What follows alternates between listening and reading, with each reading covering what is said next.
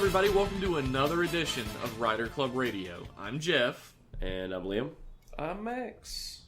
Tomaz could not join us this time because he is sick as a fucking dog. R.I.P. for real soon. No. If he's...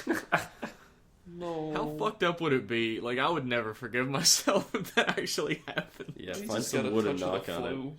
Yeah, he's just been battling the flu for a while. If he's too sick to talk about Kamen Rider with his friends, then I say he's too sick to watch Kamen Rider.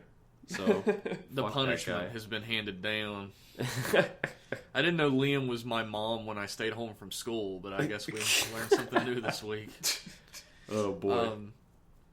This month, we watched Kamen Rider Build episodes 17, 18, 19, and 20. There you go. You got it And right. I had it right before, but for some reason, like 16 popped into my head. It's the sorry, performance everybody. anxiety. Sweet 16. I couldn't get one right entirely. The universe wouldn't allow me. Liam, why don't we dive headfirst into this smorgasbord of shit happening? Sure, yeah, holy shit. I guess you could call Build the whole show a smorgasbord of shit happening. Yes. Why don't we hear about Kamen Rider Build episode 17? Okay, so in episode 17, the war is on. If you remember the end of 16, Hokuto's prime minister puts on her Che Guevara hat, which means it's time to fight a war. And war were declared. It's wartime. The war has been happening. Bring and, out the there's- giant Kinect mechs. Yeah, there's a giant robot and a regular-sized robot, like tons of them, and just That's hell. something I pointed out on Twitter that they use, like, Hokuto is using smashes, which the general public only knows as being monsters created by Faust, and yet none of the news people ever mention this. No, They're just like, oh shit, Hokuto's attacking. look, war That's photography is really tough, and maybe just no one got a picture of a smash. A war in this universe means 5 people in robot outfits walking down the street with a monster shooting into plastic furniture. Look, it's implied that there's more shit happening. Whatever. So there's a big war going on, a huge, like, 5-man war. There's robots and shit, and everyone's reading about it, and the government, the Toto government, busts into the cafe and says, look, you Kamen Riders, you're coming with us. We need to use you for the war effort. This is important. And they drag them right then on the premise. news, they're just like, oh, by the way, Kamen Rider's being used as a weapon for us. Yeah, it's kind of an awkward scene. I hate to say that, but, like, they all bust in and point guns at our heroes, and our heroes are like, what do you want? And there's like a full 3 seconds of silence before the news starts playing, where they're just standing pointing guns at them, and then they just stand silently and point guns at them while the news answers the question. It's like their bosses told them, like, okay, break in at exactly 3:25 and 46 seconds, then the news will play, and they got it just a little bit early. I noted that one of the soldiers kicks over a chair for no reason. The brutality of war, man. Just got to him. It's not Kamen Rider if you're not destroying cheap furniture.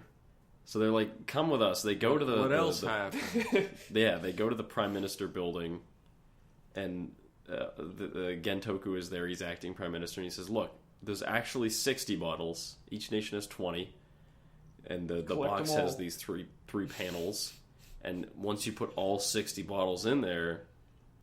something incredible will happen. I don't fucking know. Just something amazing goes on. You become the super doctor. You become...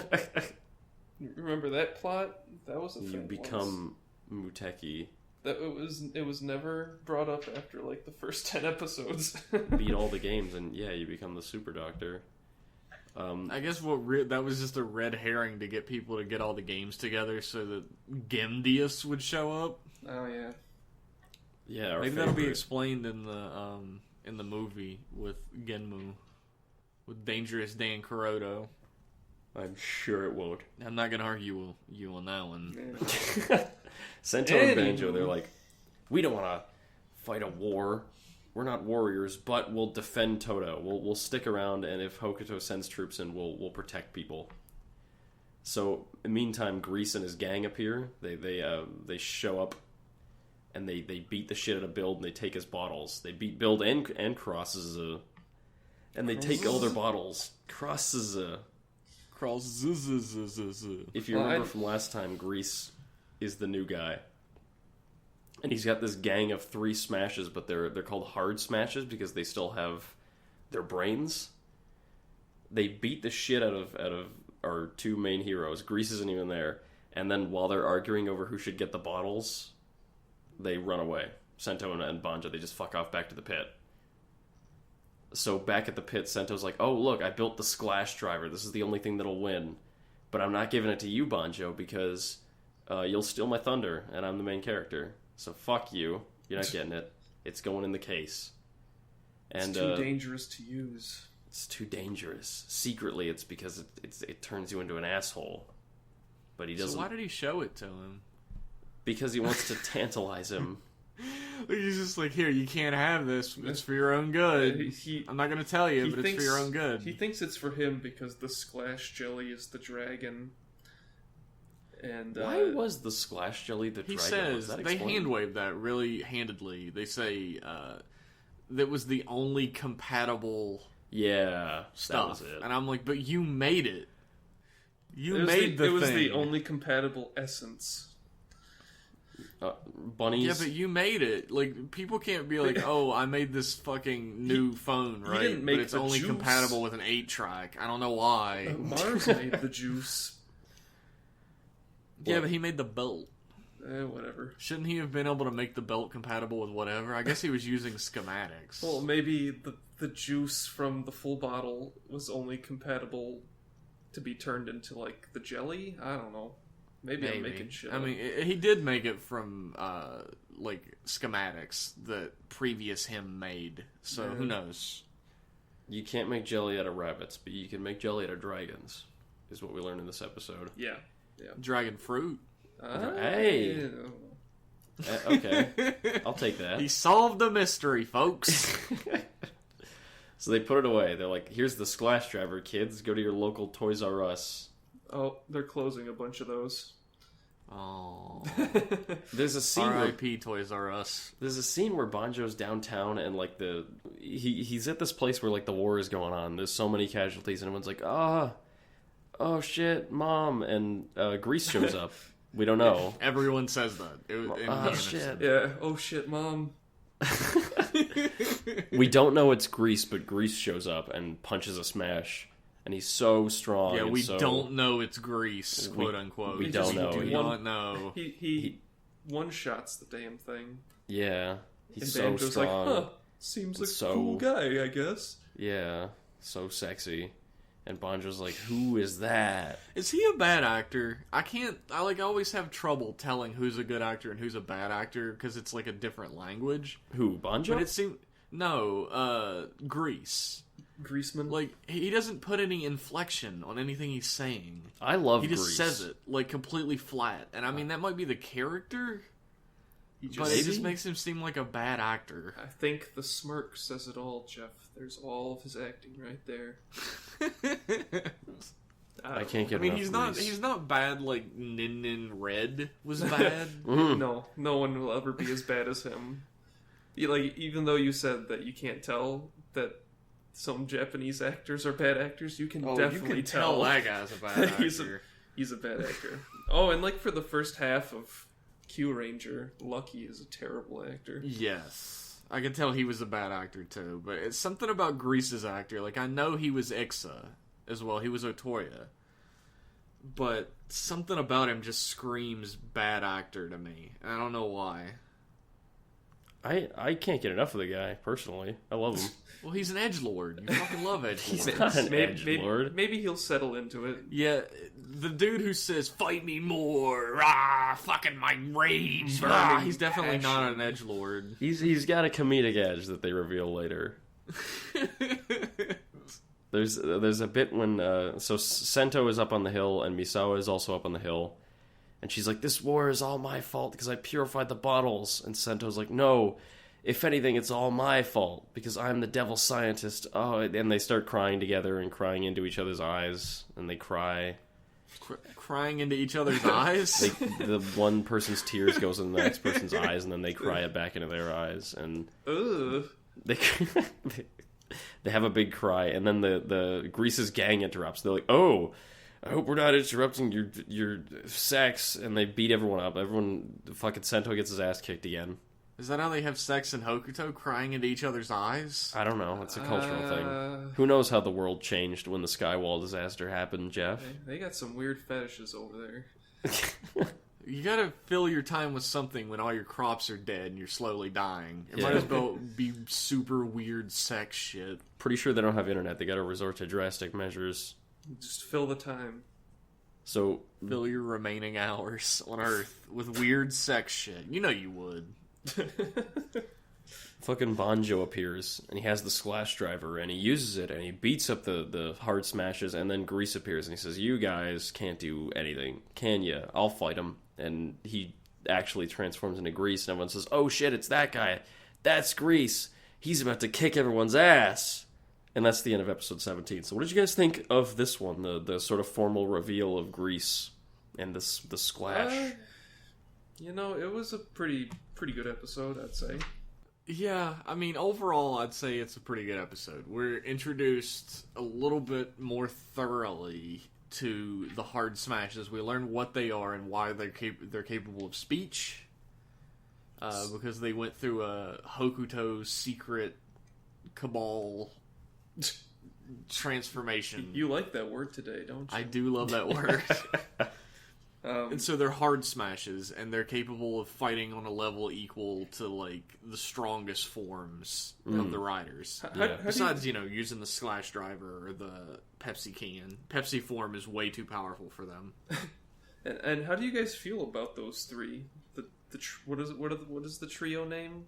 Oh god, Akaba, Aoba, and Kiba are their nicknames. Yeah, I don't know which is which. I know all three of them are comedians outside of the show. Yeah, you can tell instantly. Especially the one dude who has, like, the really... Like, he looks like a bulldog. Oh, yeah, the blue guy. Yeah. Yeah. He has the coolest form, but he has the dumbest human form. The stag beetle. I like how they plug the bottles into their arms, like the dopants. That's yeah. A little dopanty. It's that same kind of thing where you take here's this item where, like, when it's raw, it's really dangerous, but you channel it through the belt. But then there are people who use it just raw and don't give a fuck. Like, turns them into monsters. You just fucking mainline that shit right into your testicles. They're goofy. Like, we're supposed to feel for them. Well, we don't get their background in this episode yet. That happens a couple episodes from now. They're just supposed to be, like, this really intimidating group, but they're so dumb, it's hard to take them seriously, and they don't do anything. Like, a good example, we were talking about Dragon Ball Z before we started recording, as we always do. As usual, yeah. The Ginyu Force is dopey as fuck, right? But when they show up, they're literally unstoppable, and just trounce the fuck all over everybody. That did not happen with the hard smashes. Yeah, it's true. They showed up, and were kind of strong, and then Sento pulled out the Pepsi can, and he fucked them up.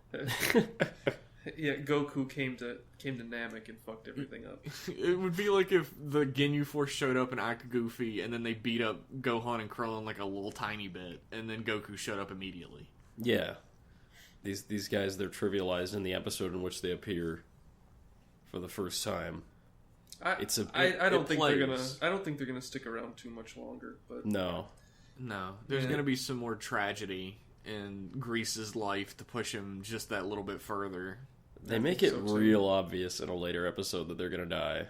To make it quick, they get a little upgrade where it's like, yeah, they upgrade, but if they lose, they die. Surely that's not gonna come. What's gonna happen? Yeah, also, shit. It seems like they have some kind of history with the Grease guy. Yeah, and, that comes out in a couple episodes. Yeah. That's mentioned. Do we even know the Grease guy's name? Oh no! Like, they call him Boss. Is it even said in the show? I mean, I'm sure there's like a wiki. I think the president of Hokuto only calls him Grease. Okay. I don't know. I don't remember what his name is. That'll Yes. be disclosed Yes. later. They do. They do. When they're telling the backstory of how he owned the farm. Oh, They yeah. say his name. Oh, okay. Dang, I should have wrote that down. Yeah, I did not. I don't know what his name is. I definitely his name is didn't write Grease. His name is His name is John Grease. His name is Grease, and it was very ironic that he got this power. You mean They made it just coincidental? for him. It was very coincidental. There you go. Thank you for using. I don't know how to feel The about right the word. I design. apparently pressed a button on mine. It's a very misused word. Irony. Yes. It was I don't very know. coincidental is the correct term. Max it- is right to chastise me for my stupidity. Isn't it ironic? I don't know how to feel Don't you about the think? design of the Splash driver with the big fucking wrench. Do you love it? I like it. I want to say, but it looks so dumb. The wrench looks so dumb. The crank looks just as fucking dumb. It just is so out there. It just doesn't. Like, I think it'd be feel better that if it way- could kind of fold in, so it's out of the way. Yeah. I feel that way about a lot of drivers. When they get caught on shit, Yeah, or like Yeah, there's so bend much shit while sticking they're- out. yeah, like they're how do you rolling walk around. through doorways and not get caught on shit? I'm sure they have like a combat, like a styrofoam version of it or something for when Yes. they're doing stunts. But Mm-hmm. It's also like that's the real reason that they transform back to their human state so often. They're like, "Fuck, I'm gonna knock everything on my desk off if I don't transform back." If a rider is like in his full like final form with the final form toys and everything, the belt is like a fucking half a foot off of him. Oh yeah, It's so far out in Yeah. every direction. like, Ludicrous. what was that? The Kiwami arms for Yeah. Gaim? That was like putting together a model set there. oh yeah. It's like putting together the pieces of the fucking Megazord toy. Yeah, seriously. And it's just Do like you a guys- big old foot-long hot dog on your... Do you guys like the design of Crosses or Crosses Charge more? Oh, I like crosses better. Yeah, I like Cross better than Yeah, Cross cr- Charge. Cross- I'm gonna is have way to better disagree than with Cross. both of you. What? Really? Huh? I think I Cross don't, Charge I don't looks dislike slick. Cross Charge. I think it looks cool. I think it looks a little better than Cross. Sleeker. I like the see-through bits. I think it's really great. I It's a agree that good-looking the suit. see-through bits do look cool on both Grease and on Cross. Like I like how the chest piece is like a splash of a dragon on him, like sort of facing to the side. I think that's a really cool design decision. I think It's a sweet cool looking suit. I just like the base suit better. Yeah, the base suit's I also don't really like good. the shoulder pads all that much. I love the shoulder pads, the fucking Capri Sun shoulder pads. You know, Can't Grease get has actually grown on me a little bit. I don't. It's nowhere near my list of favorite suits, but I think it's functional enough for what it is, and it doesn't look bad. Now Yeah, it's I like the shoulder pads on the Grease suit just because Yeah. they become little jets for when he rider kicks. That's Yeah, pretty cool. That is cool. that's beautiful. I also love that Grease and Cross Charge are like gold and silver. Yeah, Oh, yeah, They're like related there's- to one another in a little way, and I there like is that that. visually. there's the transformation sequence where they're like inside of a beaker and it fills up with whatever mysterious liquid with goop. goop. My question is, and it's a stupid question, Sure. but in universe, do people stand there and see? Is it like, is it not real? Is it like an illusion of this stuff happening, or is this shit actually happening? Is an actual beaker appearing that's made of glass and being filled with this liquid and shit?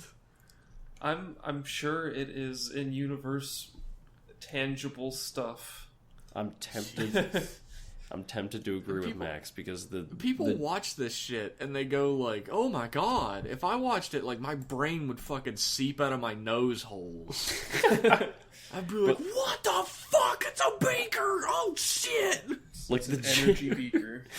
the juice comes out and forms the suit. So I'm tempted to say yes, it's all real. It's fucking weird. It's a stupid question because who cares, right? Yeah. But it's so like in universe. Could you imagine that? Like the transformation actually happens. People watch it and they're like, "Oh my god, a Kamen Rider!" And I'm like, "Did you not see all that other shit that happened?" that impossible shit. The cyclone of goop in a beaker. Come on. If someone is standing next to you on like a ladder, and you start to transform, and the goop appears, and they stick their hand in, does their hand transform? No, their hand just gets goopy. Their hand gets all goopy? Does it burn their hand off because they can't handle the power? Maybe, yeah, they can't handle the smash power. Yeah. Who fucking Can knows? you turn into a smash that way? If Sento is transforming, right?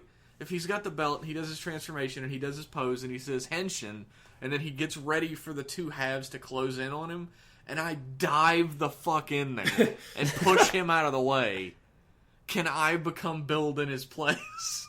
What if he stands in it wrong and he just gets like pinched between the two? Yeah, he gets his entire body crushed because he's standing in it slightly wrong. That's intense.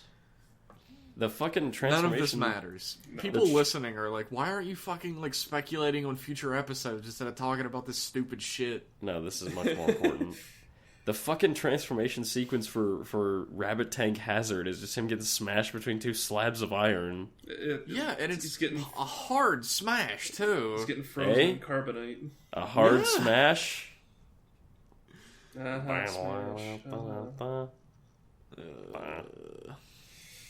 I'd be terrified if I was in his place and it just started, like, rushing at me. It's well, you gotta overcome that fear to be a Kamen Rider. Yeah. Come on, Jeff. Where's your balls at?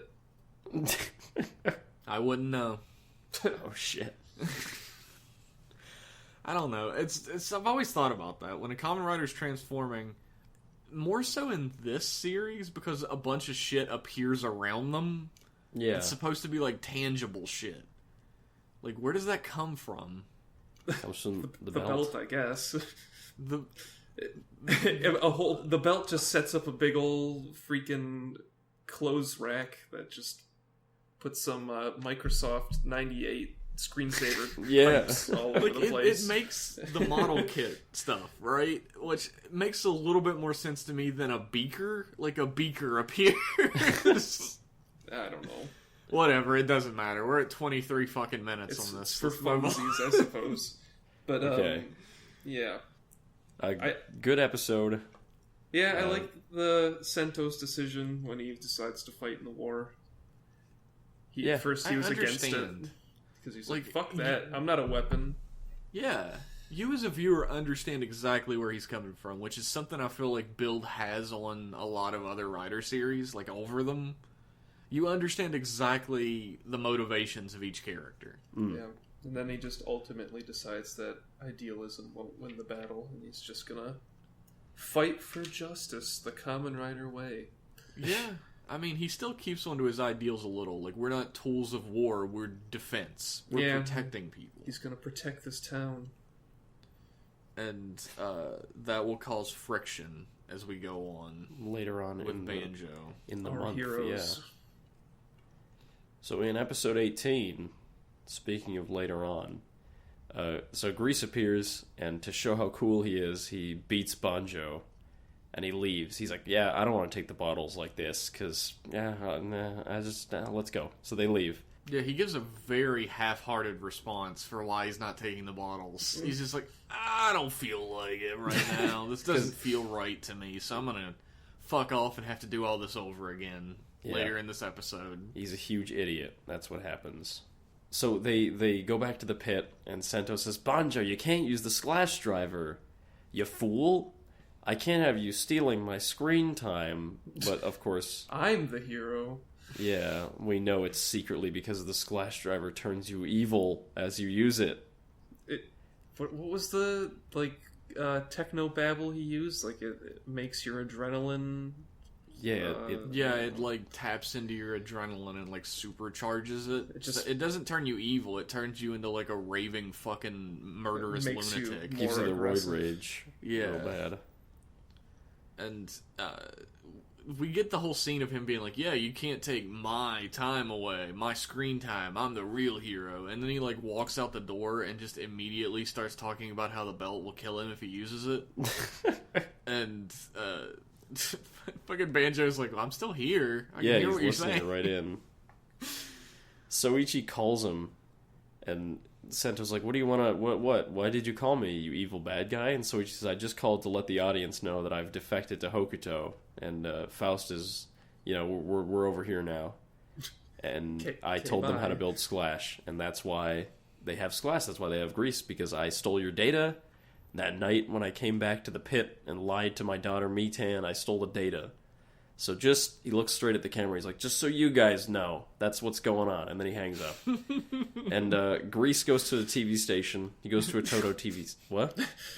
I'm laughing at something that popped into my head where he looks right at the camera and goes, that's what's happening, just so you guys know. And then the camera, like, pans around and, like, the fucking president of Hokuto's sitting there and she's like, yeah, I know.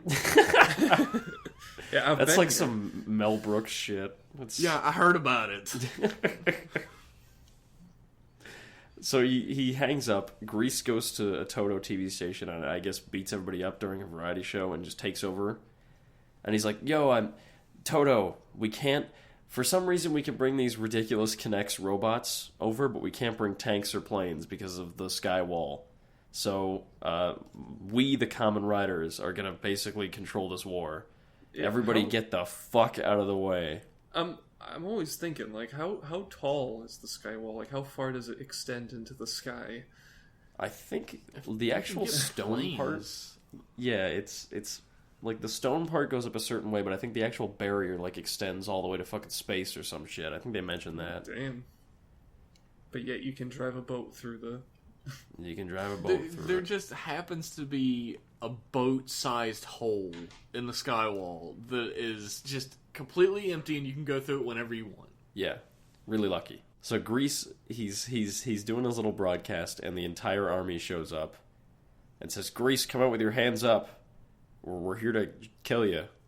And Grease comes out and starts beating everybody up. And the Kamen Riders show up, our heroes, Sento and Banjo appear.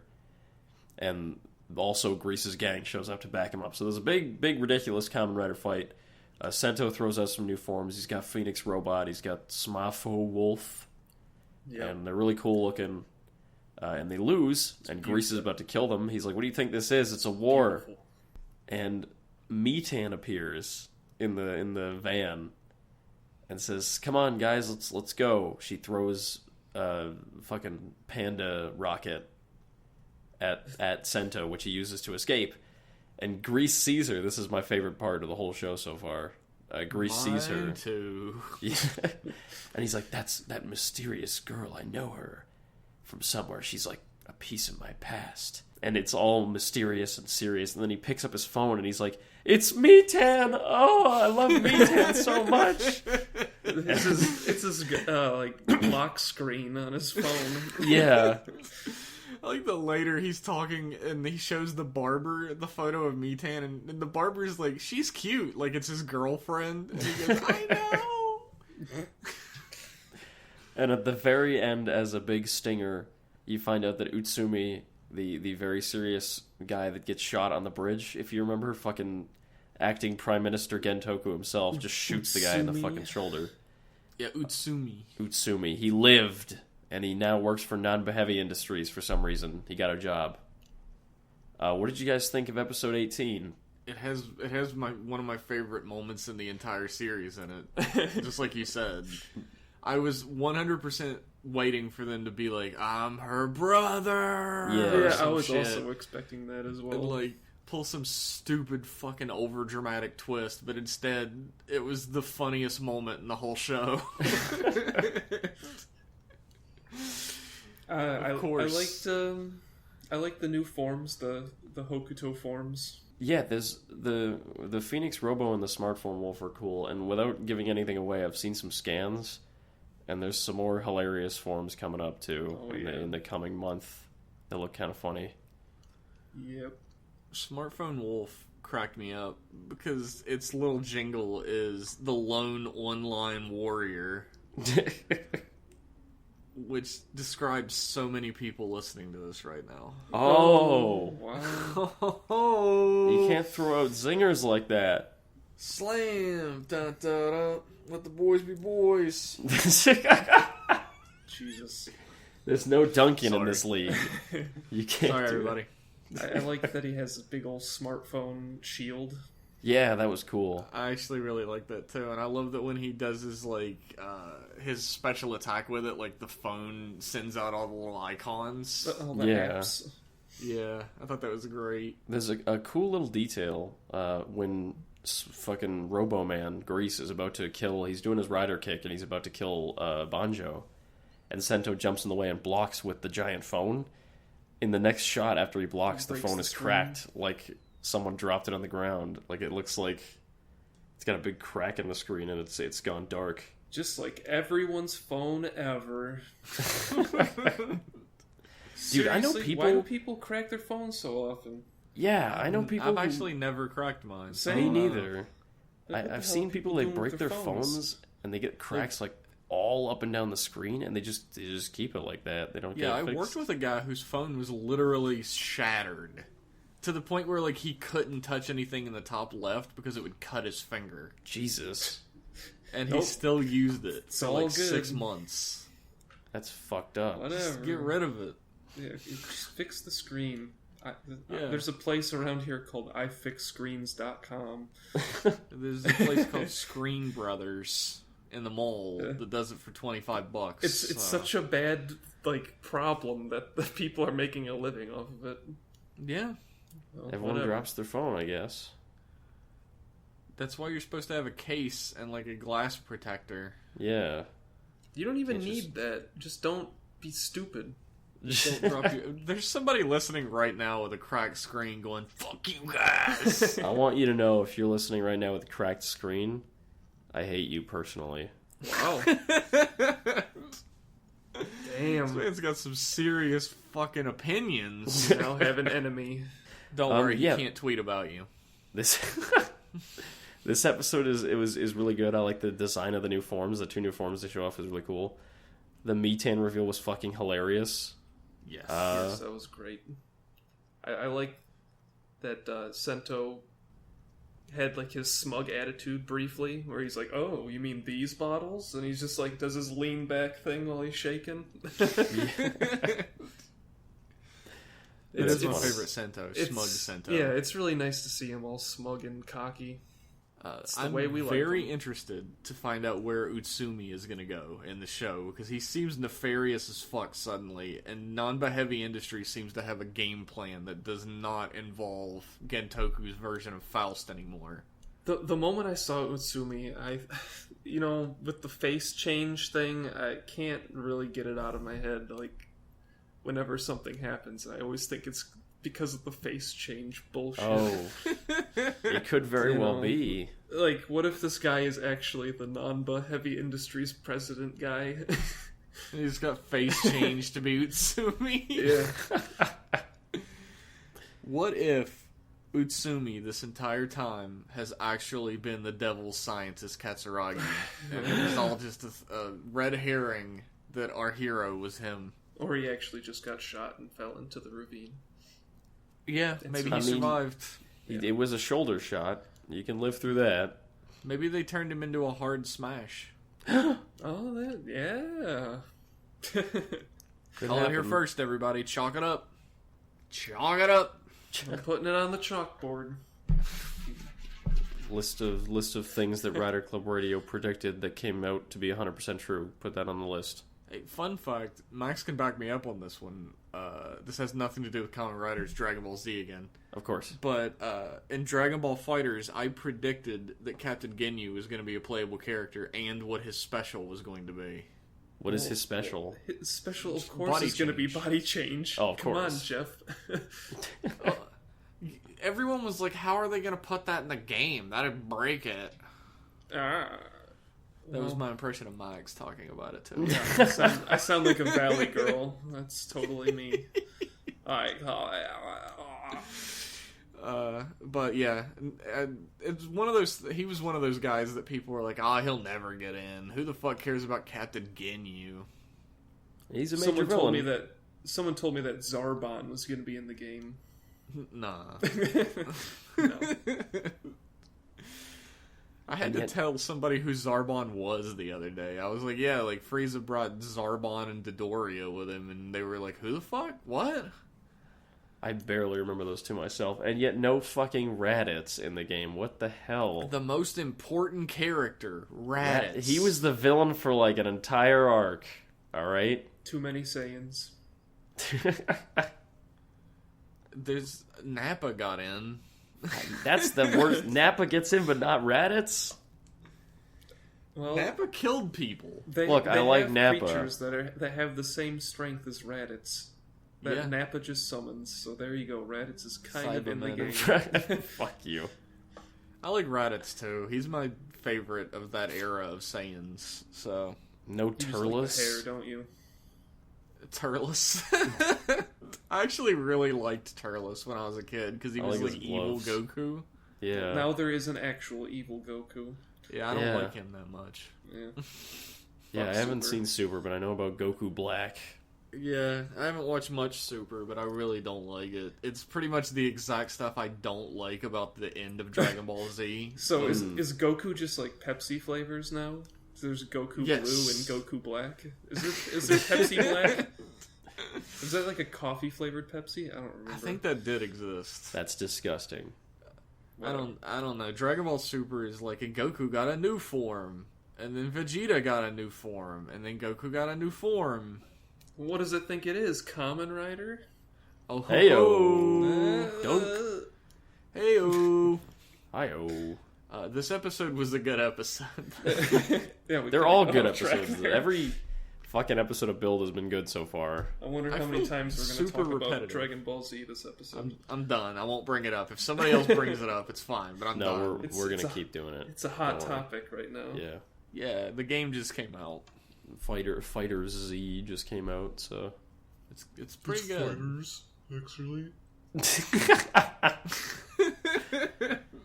I didn't know our comment section was here tonight. Heyo. Actually. Fucking burns left, right, and center tonight. Dude, I get actually so fucking much. I can hear somebody at home right now being like, just get the shit right then, dumbass. And you're right. You're right, don't comment.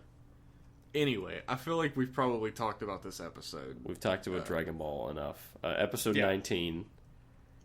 So Utsumi is in the room. He's hanging out with Gentoku. And Gentoku's like, can someone tell me what the fuck is going on? Utsumi's alive. Faust has apparently changed countries. What's up? And Utsumi says, well, I'm your liaison at Nanba Heavy Industries from now on. Stock saved me from the bridge when you shot me. I forgive you for that.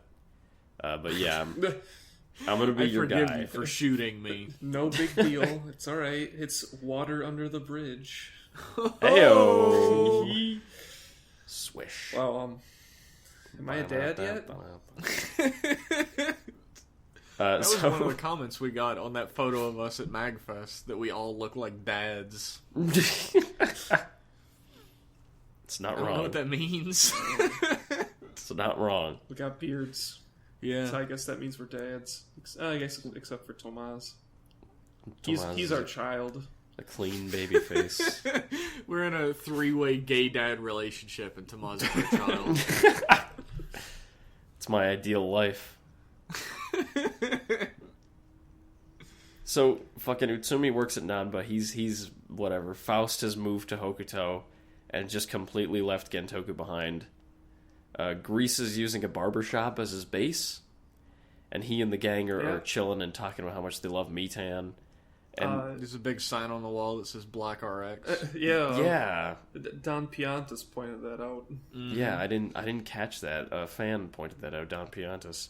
There's a really funny bit when they're like, how does Mitan know this guy? Like, what is it? And one of the gang is like, I bet she's like his girlfriend or something.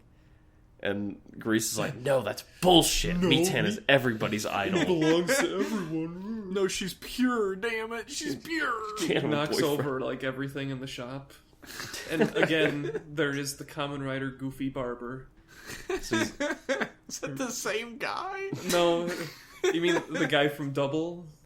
Remember That that? guy made the best face of all time. Still used as a reaction face to this day. It's very usable. So they decide, they're like, okay, we're not fucking around in this bar. Or barber shop. Sorry, I fucking forgot This everything after bar- the first syllable. bar shop. Yeah. he and his gang, they go and attack the building where Gentoku works. They're like, Kamen Riders, get out here. So they all have a big fight, and in the middle of the fight, Stock shows up, and he's like, I'm going to use my scouter to see what everyone's power levels are. And then he just leaves. Yeah. What the fuck? Like, Soichi right now... That was the weirdest shit. He just shows up and he's like, hey, this is how strong you all are. Anyway, bye. He's there. He's like, get your shit together, Sento. Bye. Yeah. This episode and the one where he calls Sento on the phone, he's here to just be like, alright, I need to explain something to the audience. I just gotta make something clear to everyone watching. See ya. Yeah. It turns out that Banjo's fucking hazard level is like 1 point, like 1/10 of a point higher than Sento's. And Sento's worried. He's like, oh no, Banjo's getting stronger and stronger, and he's getting more and more aggressive. Uh-oh.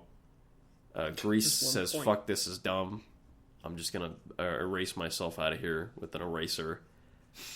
And back at the base... Is this the episode where the Hard Smash Boys, they like go through that treatment with the hazard trigger? This is that episode. Yeah, they go back to base and they have like a way lower power level.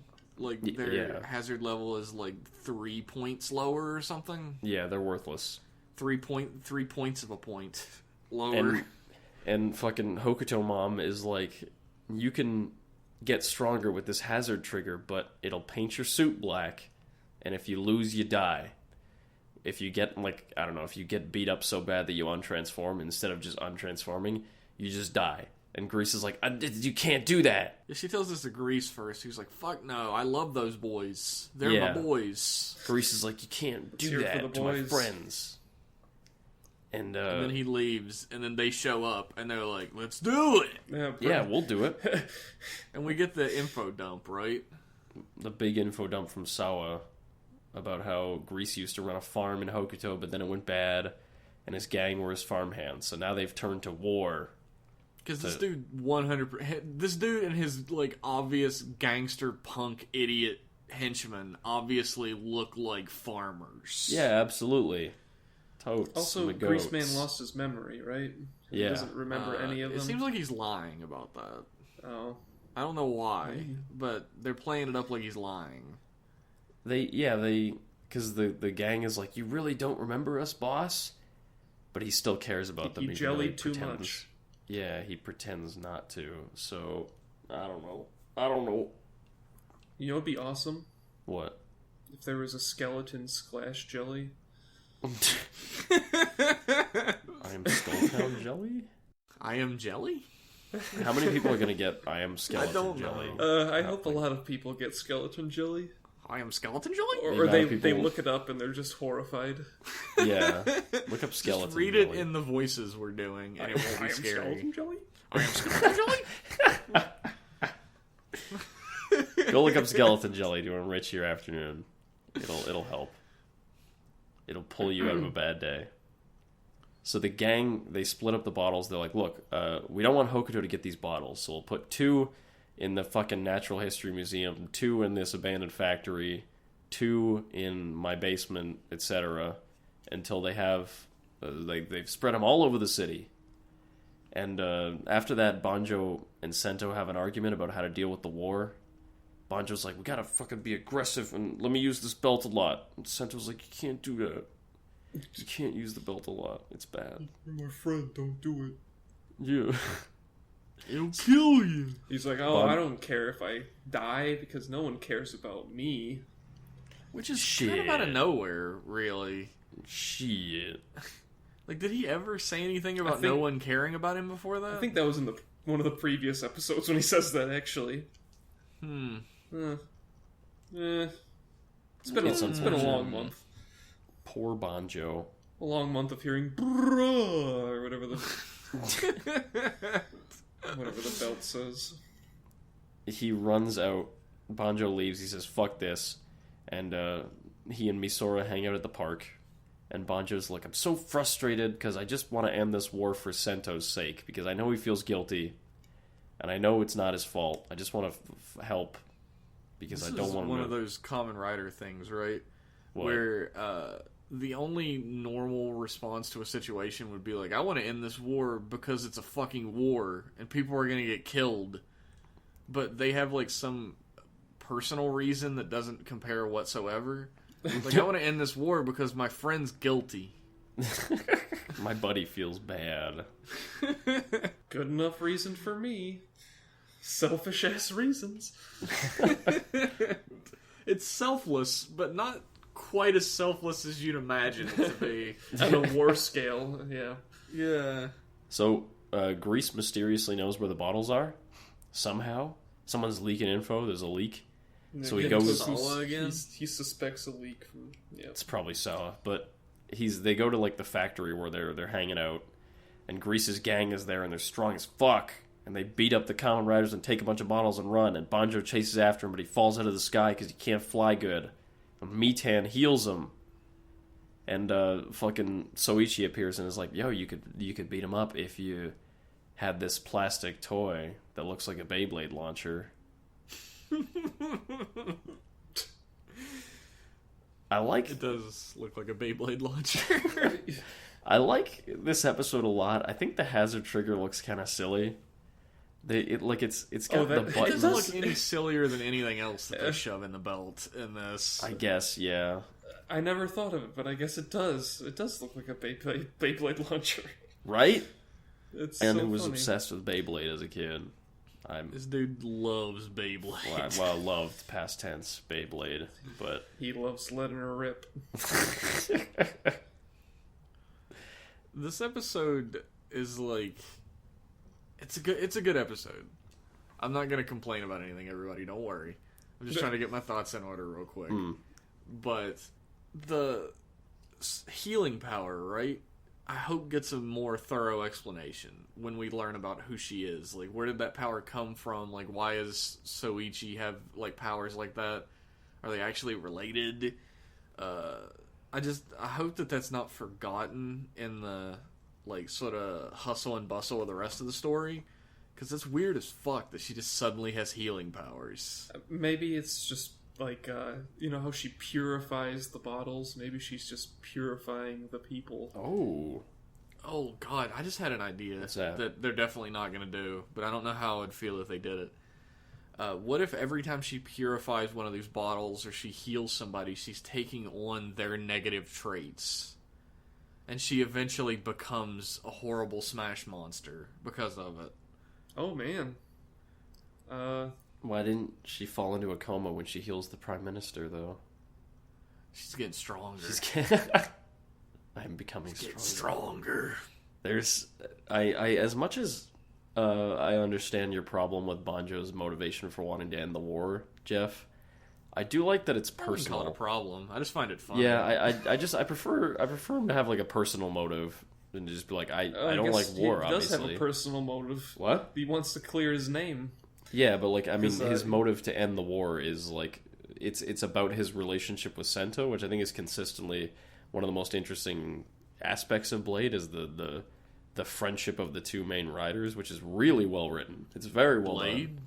done. You called it Blade. Did I say Blade? Yeah, what the fuck? Build.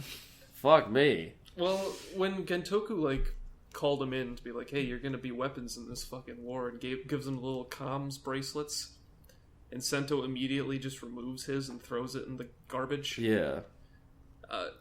Banjo is just like, I kind of want to clear my name, because that's one of the rewards for participating in the war, is that Like, they're gonna pardon him. Yeah.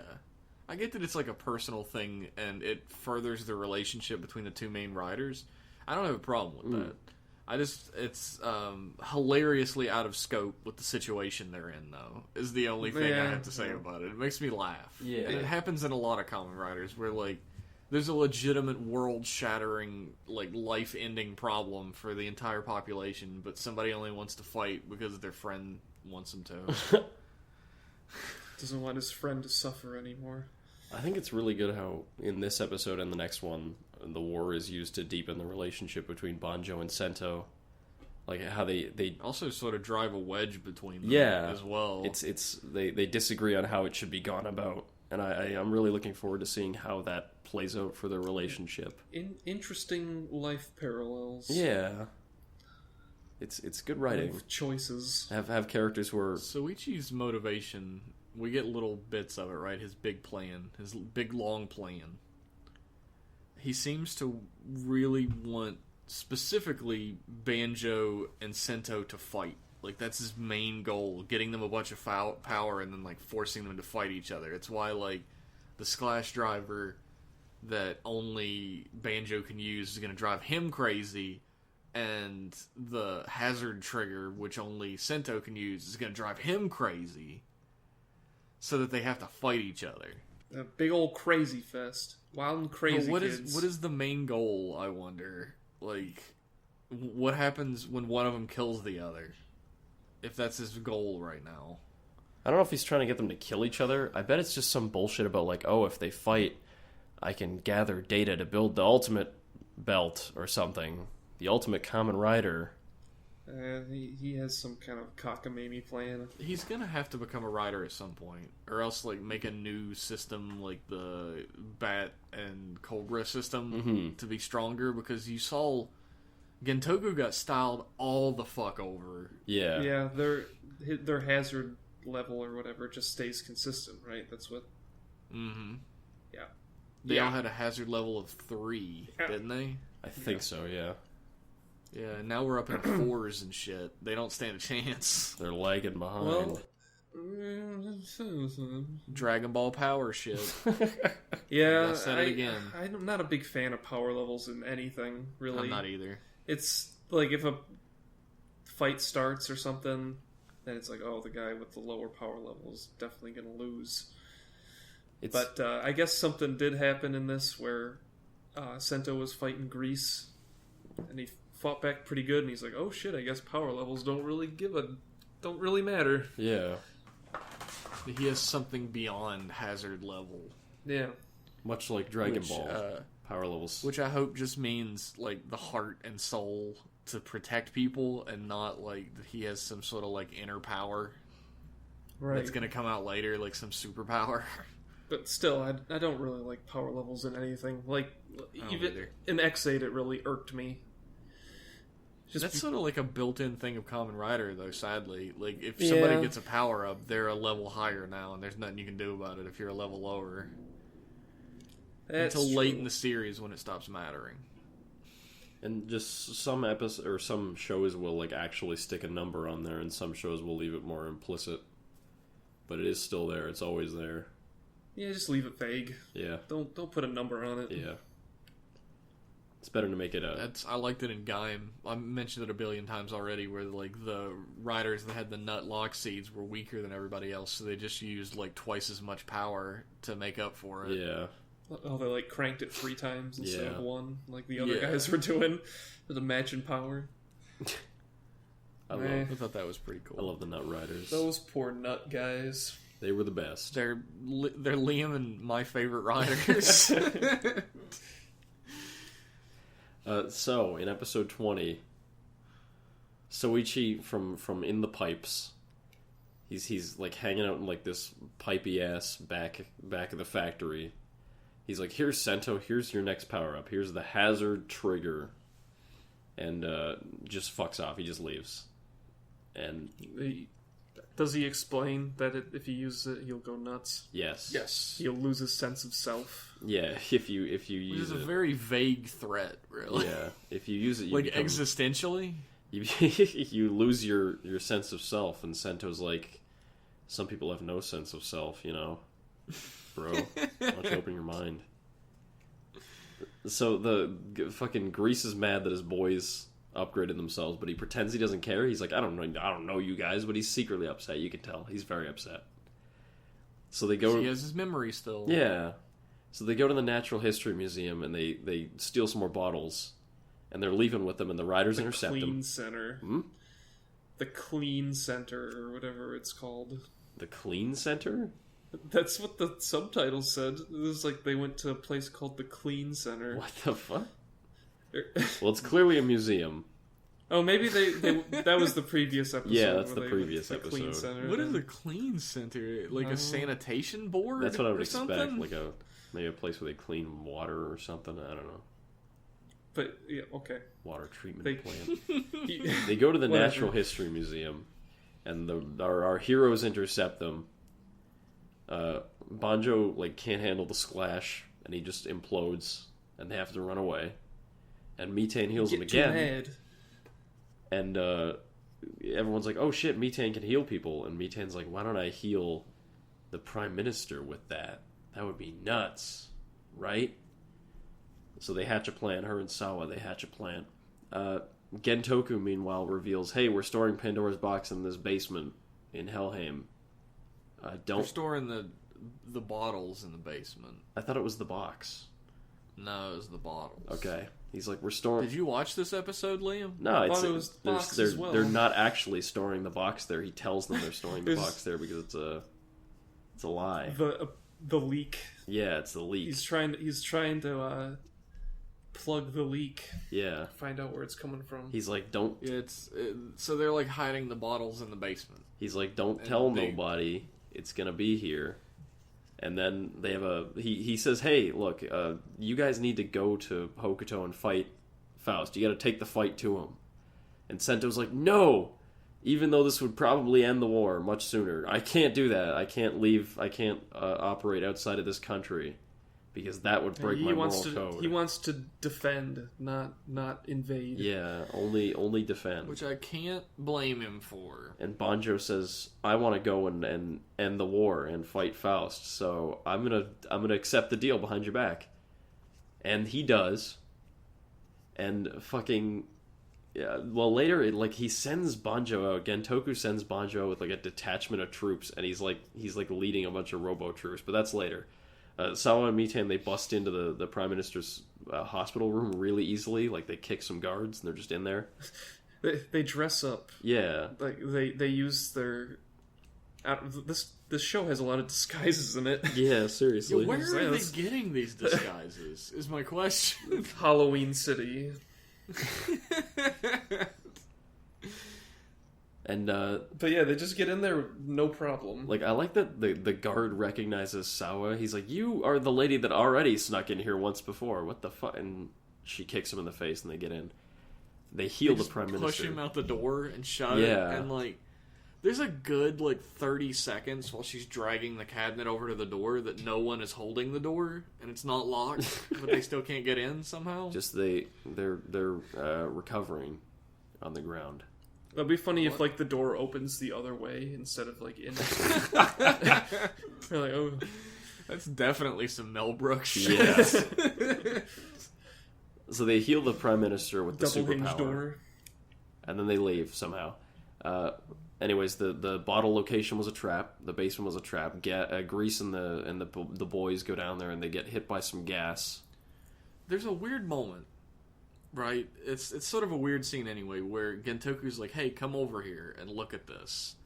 Look at these guys being gassed to death." And our hero Sento goes, "Oh, where's Banjo?" I'm like, weren't you worried about these guys dying before? Not anymore. He's worried about check this out. Check out this sweet snuff film I got going on. this shit on YouTube later. But he only cares about his boyfriend Banjo, and so Banjo is at the head of a fucking army right now, heading to Hokuto, and they're talking about this, and the PM appears, the Prime Minister, the real Prime Minister, and he says, "Gentoku, I can't fucking believe you've been Prime Minister for a month in my absence. Get the hell out of here." Gentoku turns in. He says, "I have no son." Yeah, You're a bad boy. Get out. He turns into fucking a bat. Sento beats the fuck out of him and takes he takes the box and flies off. It's pretty pathetic. Yeah. How badly Gentoku loses this fight. He even Sento uses embarrasses his him. final vento. Yeah. Yeah.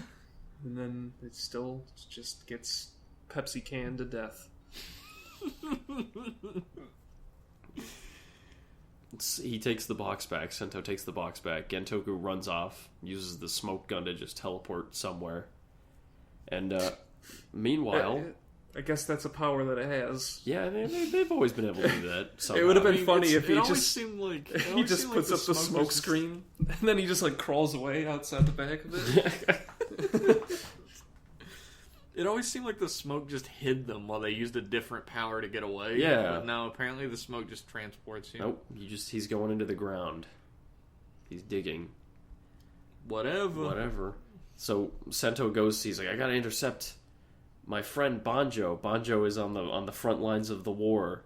He's fighting Grease and the boys because they're everywhere, I guess. And Sento appears and he says, the only way I can win, I gotta use the hazard trigger. So he puts it in and he turns into fucking Rabbit Tank Hazard. He's all black and spiky and edgy. Black Hazard. And that's the end of the episode. He's about to kick some shit in. And we get some vague shots of the suit.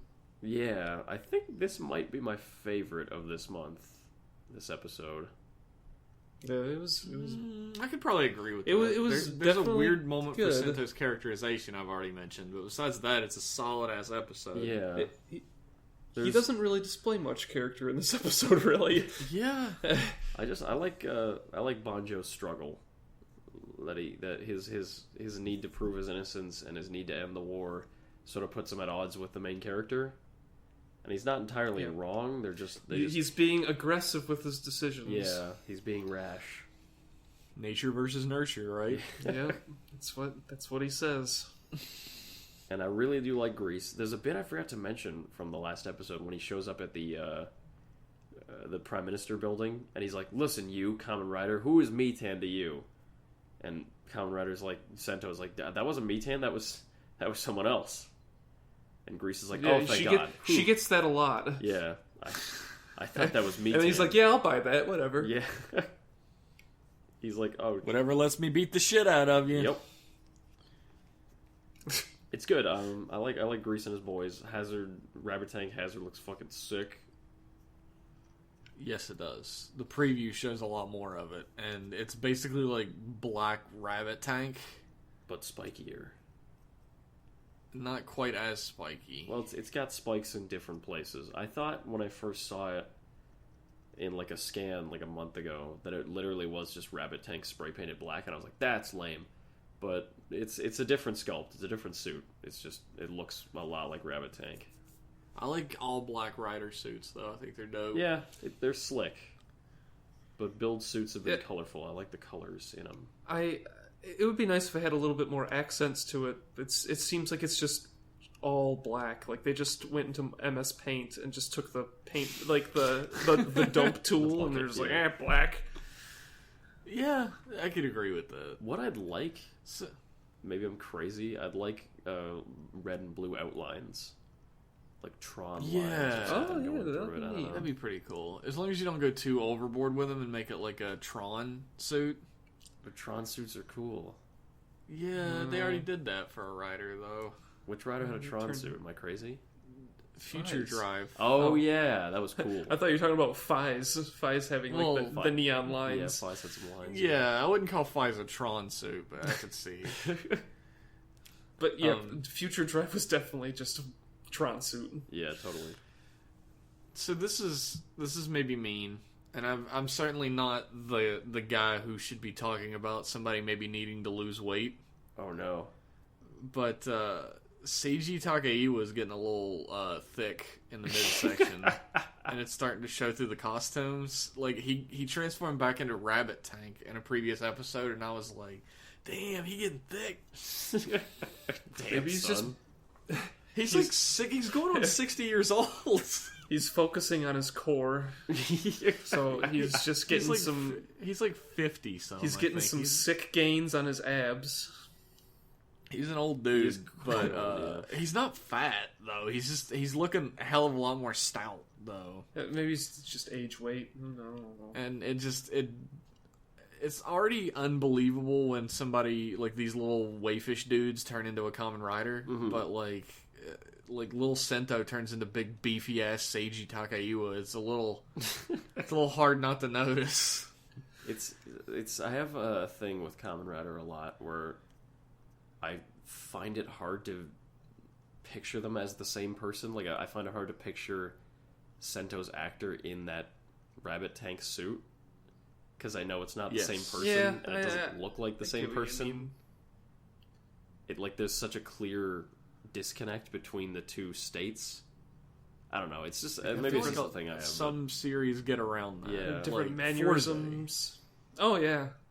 Like there's no way not to think that's Gentaro in the Forze suit. They act exactly the same. Yeah. But the suit actor's definitely good at conveying the childlike attitude of Gentoku. Or not Gentoku, Gentoro. Same Sorry, guy. Gen. Yeah. And the same thing with Shotaro when he's in control of Double. Like it's impossible not to see Shotaro in that suit. Yeah, with Build it doesn't show through as much, I feel. Sometimes, like when he's being Super cocky. super cocky and When arrogant. he's doing his silly poses. But most of the time, no. It's really kind of difficult to see them as being the same guy. When I I had said- that problem with Kuga, actually. When I said silly poses, I actually did the pose. I have that problem with Kuga a little bit. I have that problem very heavily with Agito. Yeah, he's an Yeah. entirely different person. Yeah, he's He a totally, Yes. totally Shoichi. He's like all completely calm. Yeah, his personality changes when he transforms as well, and you get a little bit of that before he transforms too. When he the little sensor goes off on his head, You see that same and he shot. senses the Lord. He suddenly straightens up and gets a serious face It's on. like, psh, psh, and then he's like, ugh. Dramatic exhale. Yeah.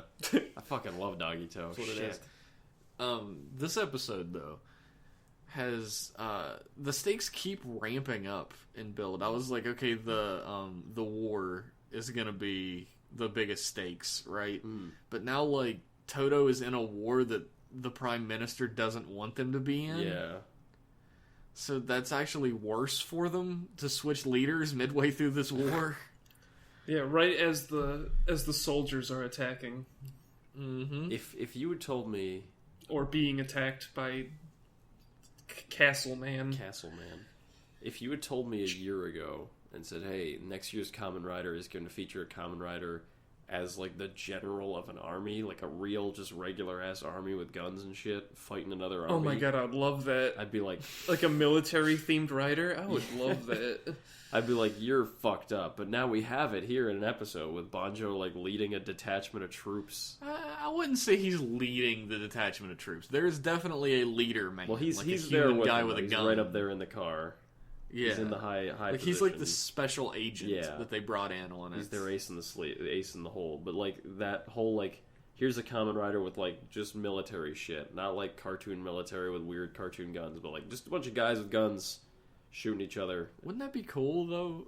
Max is right. A military themed rider who's an actual general of an army or something, and he has an actual army he can fight with. Yeah.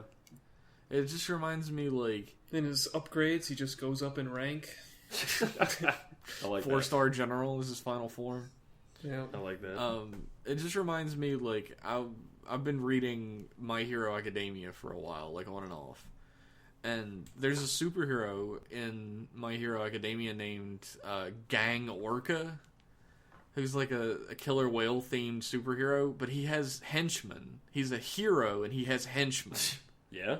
who clear out the crowds when monster attacks are happening and help him with civilian cleanup afterwards. And I'm just that's a really cool idea that I don't think any hero has henchmen.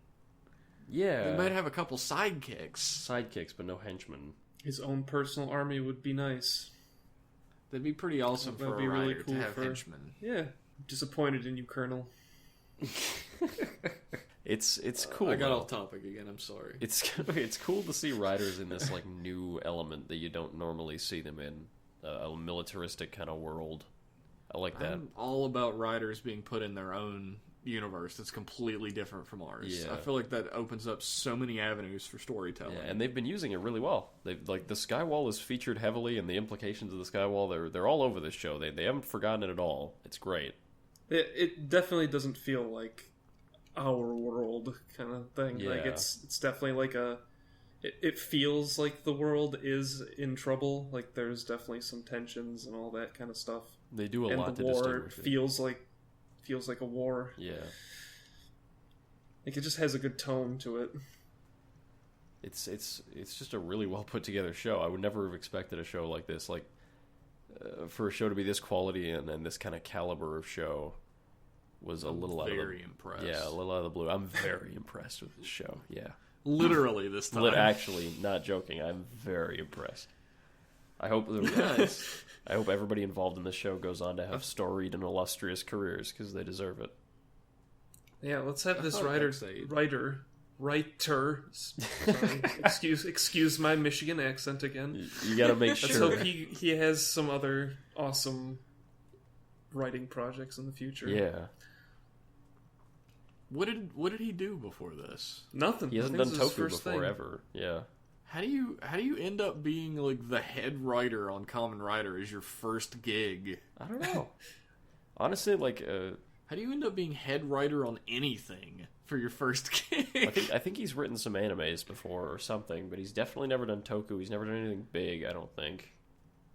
Well, if you suck enough dick, you can do anything. Well, this show is great. Valuable lessons from Rider Club Radio. You could be skilled. No, do not. You could have connections, or you could just suck a lot of dick, and you can get anywhere in life. I'm just that's the way the world is. Well, that's true. Oh yeah. Yeah, I'm just impressed with the series so far. Like, I didn't expect this when Build started. I thought it was good, but I didn't think it was going to get this good. Yeah, it's not just stayed consistently good. It's got better, I think. I like the show a lot. It's definitely consistently surprising us. Yeah. Which I definitely appreciate. Very strong characterization that doesn't seem to waver all that often. Like Max mentioned, that Sento's characterization's a little weedy in the last episode 20. But they never become stupidly out of character like other series sometimes do. Yeah, I just think that it's just the focus wasn't directly on him. Yes. Most of the episode. That's why it just seemed kind of weedy, as you said. He was not interested in that snuff film. He No. just didn't care. He should. Yeah, he wasn't just like, "Oh shit, that's fucked up, Gentoku. What the fuck are you doing?" He should have said something like, "Whoa, what the fuck? You gassing him? You fucking gassing people now?" Hey, Sento, check this out. We're using chemical weapons. Look at this. This is so funny. Check out this war crime I'm doing. Yo, Geneva Convention don't mean shit in Toto, baby. That's funny. Yeah, okay. You can always tell. You can always tell if something's really funny when somebody says "that's funny" That's in a funny. completely level voice with no laughter. You bet. Okay. So this month, we went to Magfest. Do you guys want to talk about Magfest? Oh yeah, Sure, we could talk about Magfest. We went to Magfest. I missed out on most of it because of inclement weather, but I made it there. Max was there for 1 day, and Liam and I and Tomaz were there for 4. Yeah, and it was really cool. The arcade floor was the star of the show for me. Oh, that was great. God, I didn't want to leave the arcade. Every time you guys were like, "Let's go somewhere else," I was like, "Why?" I just wanted to play Crazy Taxi. Yeah, I spent way too much time playing Crazy Taxi. They had fucking Crazy Taxi. They had F-Zero Like AX. when you guys were first over there, playing fighting games, I went back to Crazy Taxi. Oh, really? Like, yeah. They had like a console free play room with a bunch of Smash Bros. Games. They had a bunch of Street Fighter, Alpha 3, Third Strike, Marvel vs. Capcom. It was a smorgasbord, I tell you. Played some mech games. Yeah. Yes, that was The super battle fun. pod was so if you've never been to Magfest, there's a thing in the back of Magfest called battle pods, and it's exactly what you think it is. You get inside of this big. It looks like it belongs in a warehouse. It's like a giant machine pod. It's a plastic pod. Yeah. The big egg. And you get in your egg, and you are in the cockpit of a giant mech, and you just free-for-all fight for like 15 or 20 minutes. and it is amazing. When I got in my pod, the door fell off, and the guy had to. Seriously? Yeah, he just kept on trying to put it back, and I was just like, okay, That's funny. I'm gonna keep playing. This is gonna be a fun game, I can tell. But it was fun. It was super good. We spent a lot of time in the arcade. We met Rider Club Radio fan, and we posted some photos. Yeah, that was Slanted nice. Spade. He was there. Slanted Spade. He was dressed as a shy guy. It was a really cool costume. Jeff. And he put his mask on so no one would be able to identify him in the photos. We signed a shirt for him, which was surreal. Yeah, and it was a ghost shirt, of course. It's funny. Back when we first opened the Discord, he asked if he went to Magfest, because we've been talking about going there forever. If he went to Magfest, I would have to sign a ghost shirt if he bought it. And I said yes. And I never thought that would actually happen. But he's a cool dude. It's a shame that we couldn't spend much time with him. It was like our last day there, and like everyone had to leave early. Yeah, we didn't do anything that night either. We just immediately went home like a bunch of old men. Yeah. And we just, like, all right, see ya, we're going to bed. Well, my fucking flight out was at 6 a.m., so I wasn't doing nothing. Yeah, he's like, you guys gonna go to the bar like you said? And we were like, I don't know. I have to check with my medication. I gotta go take my pill. My hip's acting up. Sorry about that, Slanted Spade. Maybe next time. No, yeah. Because I'm sure we'll probably go again. I remember, I didn't think this happened, but I remember getting to the airport at like 4 in the morning, and it was like a ghost town. I didn't think airports were ever ghost towns, but it was like the quietest I've ever seen an airport. Oh, I love going to the airport at 6 a.m. Yeah, it's totally I have fun. a fun story about airports. Really? Yes, Liam. Tell me the story that doesn't involve me, I'm sure. No, I'm sure it doesn't. Liam was telling us that his flight was going to come in at 9 in the morning. And I wasn't leaving until 7 in the morning. So I was like, well, what the fuck are you going to do for like 6 hours? And he said, I'll entertain myself. And I was like, damn, I guess he's going to bring like his Switch or something and just play it at the airport. And he made no sign that he wasn't going to be at the airport for that time. Oh, And so I drove to the airport to pick him up and drove around forever looking for him. And then I called him and was like, hey man, where are you? And he said, oh, the hotel. yeah. I was delighted. You fucker. I was delighted to learn that my Uber still works in America, so I just Ubered to the hotel. I forgot to tell Jack. We used Lyft the whole time to get everywhere, though. So thank you to Lyft. If you would like to sponsor our podcast, please email us at riderclubradio. More than happy to sell out. Yes. Promo code Rider Club Radio. Just send us Promo code RCR. Just send us the check right now. RCR 42069. But yeah, Magfest was great. Magfest was super I felt super goopy in there. I'm kind of a germy-phobe. Oh man. So I was like squirting everybody with hand sanitizer. I caught the deadliest flu from Magfest. Like, I did not get sick. I was a literal dead person when I got back. I think all my time in New York has strengthened my immunity muscles. So That's the thing. Like the air in got out Toronto is unscathed. just smog and tobacco smoke. So I figured I'd be better like than that, but nope. I still got done in. I guess like the fucking black lung here in West Virginia made me perfectly. I was like insulated. My lungs are covered in coal dust, so You got the good old asbestos in there. I remember the day after I got back from Magfest, I was so ill. My whole day was I woke up at noon, ate breakfast, went back to sleep. Woke up at 7 p.m., ate dinner, and went back to sleep. That was my day. That was my whole day. it sounds like the perfect day. It was amazing.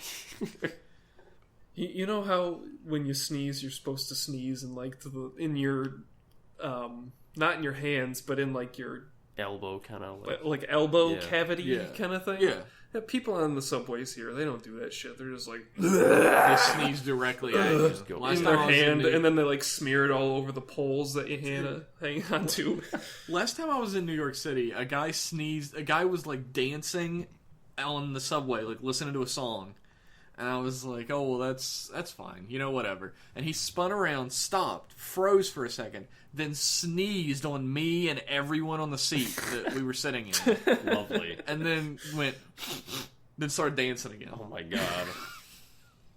Yeah. It's like, damn, it's wild up here in NYC. Anything goes. The whole time we were at Magfest, I was prowling the market floor for any Kamen Rider shit.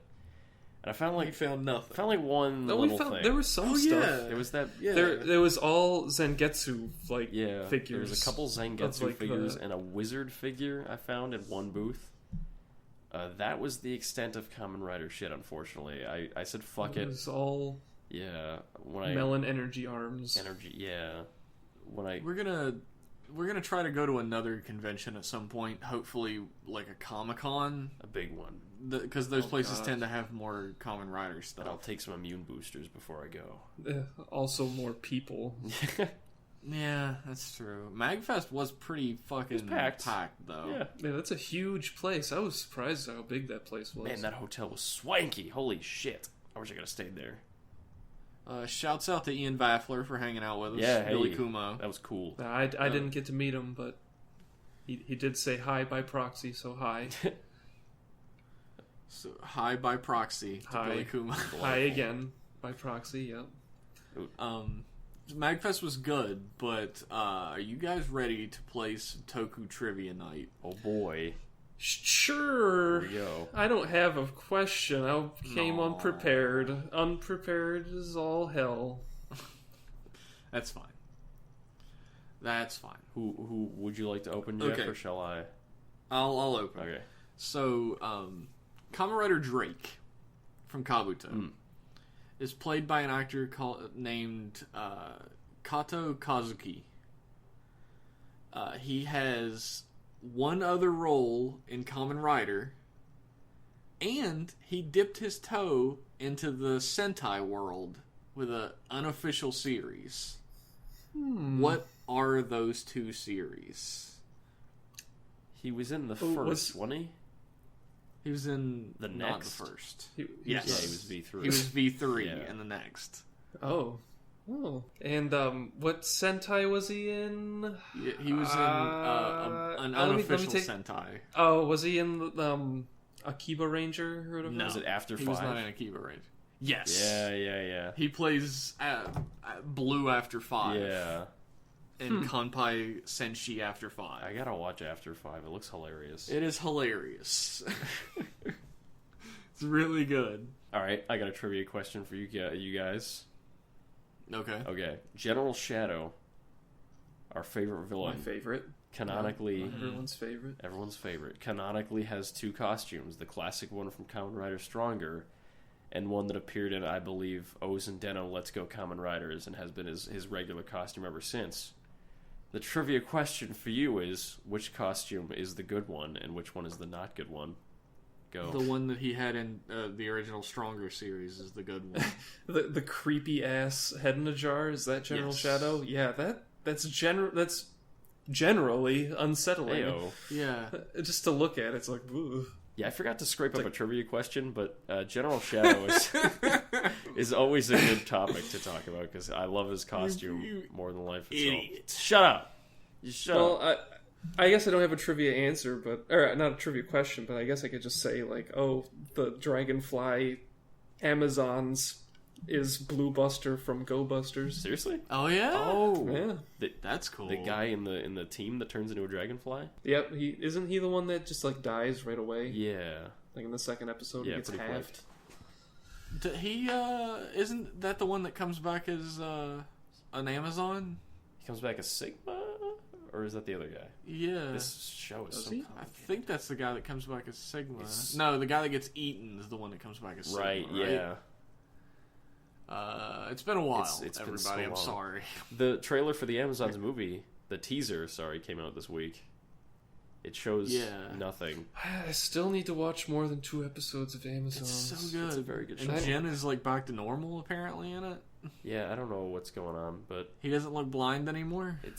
maybe it's just past footage of like, look, it's your favorite character, But he's got the See, hair. I don't know, because he healed himself from being like the dude in RoboCop that got hit with all the fucking acid. Yeah, He healed himself from being that guy. that's true. What?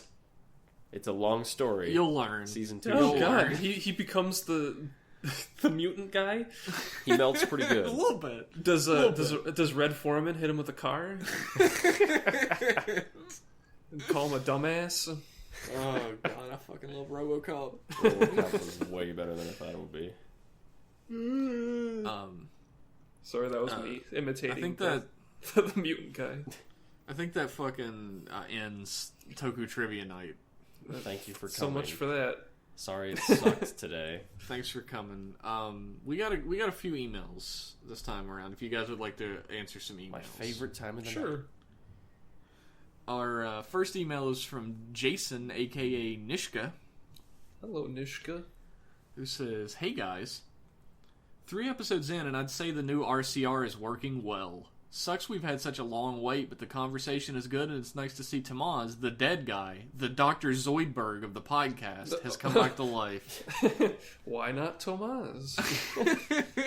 Sorry to disappoint you this month. Yeah, that's a shame. He's here in spirit. Yeah. Sure hope he doesn't end up stabbed and dying on a church pew in the end. We'll see. Get it? R.I.P. Black Ranger. R.I.P. So I've just finished watching Build 19, and I have to say, I'm impressed. Kamen Rider feels like it has trouble transitioning between major story arcs, but Build seems to have it down. The Hokuto trio in Greece could have gone poorly, but I'm happy to see that they were given backstories, and both given a justification for fighting that doesn't make them just evil. Just like a real war. The soldiers on each side have their own reasons and aren't all Nazis. I guess, yeah, he makes a good Except point. World War II. Yeah. Always the caveat, except World War II. Remember They that. were, in fact, all Nazis. Yeah. I'm also happy to see that Stalk isn't going anywhere. His continued dickery fills me with joy and reminds me of the fun we had with General Shadow and Stronger. Heyo. I just hope they can keep it together until the end without falling into the last minute new big shit bad guy trope. It's scary. It's I'm afraid the last bad guy is gonna be like a big robot or something, a bomb. What if the last bad guy is Metan when she turns into her Smash form? Oh no. Like when Pandora's box opens up, it just like Yes. goes straight to her and she becomes I wouldn't mind that at all, actually, if it was like, oh no, Box Smash. yeah, the Metan Queen of is, like, the Mars. strongest Smash, and we have to stop her without killing her or something. She becomes Deja Thoris, the Queen of Mars. That's a John Carter reference, everyone. Heyo. I'm an old man. Okay, question time. What would it take to get you to watch Ultraman Orb? Not because I'm some Ultra fanboy, but because it's a legitimately great Toku series with rich characters and a surprisingly good balance between serious and wacky. The story is leaps and bounds above any recent Ultra series. I'm not trying to be just another whiny bitch. I just genuinely think it's something that you would enjoy, and it's only 26 episodes, so you don't need that much time. So what would it take? Remove Longmire from Netflix? Bribe Liam with a ball pit full of pugs? Murder Tomaz again? I don't know enough about Max yet to make a joke, so I guess peer pressure? give me a churro. He does love a churro. Any kind of food, just put it in front of me. I'm like, yeah, I'll watch it. One churro is the price to get Max to watch Ultraman Orb. What was that line from Monday Night Combat, Max, that you always said, where it's like, some people don't like churros, I say I have two, or something like that. Oh, That churro. it was like, some people think that's bad, but I say, give me two. Yeah, that's the one. I have a dreadful... How dare you try and remove Longmire from Netflix? You can't do it. Fucking Longmire. I have a dreadful confession to make. What's that? I said I was gonna watch Blade after I finished with Jetman. I have picked up watching Yu-Gi-Oh! Ultraman? GX instead, which has been delightful so far. Liam is Oh my getting... god. Liam, you're getting your game on, aren't you? But it's 180 episodes, so I don't know how long I'm going to be on that. Jesus! Very long. Which one is the one with the card games on motorcycles again? That's It's 5 like Stars. I really want to watch that one. 5 dicks. 5 dicks. How do you play a card game on a motorcycle? That's- How do you see what the other guy's cards are? That's the Or best the 5 Ds of dodgeball, I guess. Yeah. So that also works. I'm almost done with Longmire, actually, so I guess I'll have time for a show afterwards. I guess I have no excuse. Yeah, Max. I have a lot of motivational problems when it comes to like watching something because I get easily distracted when I'm watching like a series or like even a movie, like especially if I'm watching it on my computer. I'll be like in the middle of watching something will pop into my head and be like, oh, internet search, whatever. Internet search 5Ds. Yeah. Yeah, I don't. It's like I went freelance recently. Hit me up on Twitter @_Jeff Pennington if you want some art. And give him work. I pretty much do nothing but work now. that's good. I haven't done anything. Like I watched all these episodes over the past 2 days because I haven't had time for 2 or 3 weeks. Like I'll wake up in the morning and make art that people pay me money for, hopefully, all day.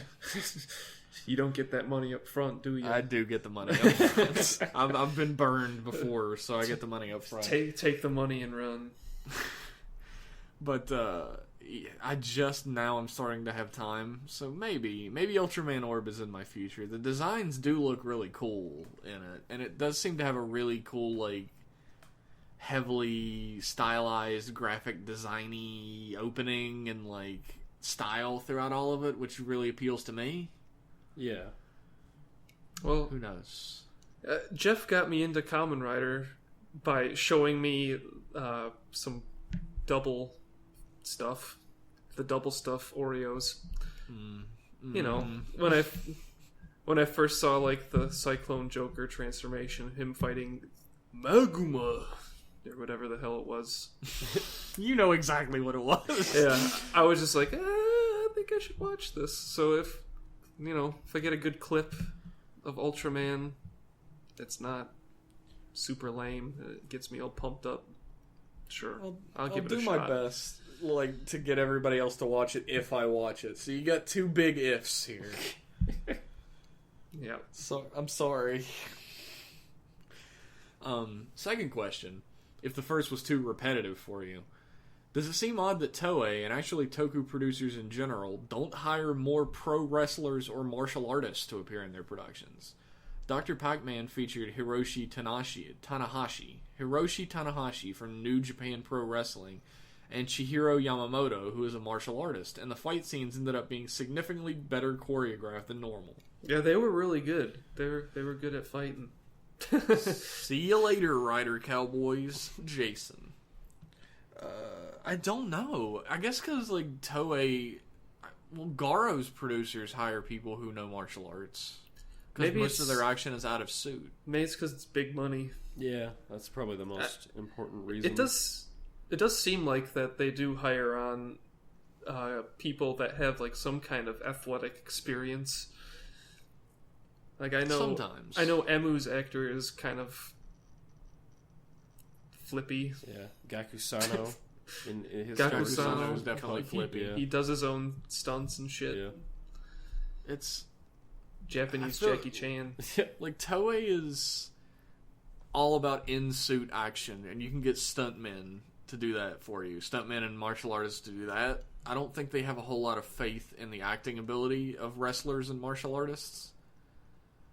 Which, if you watch American movies, I can't blame them.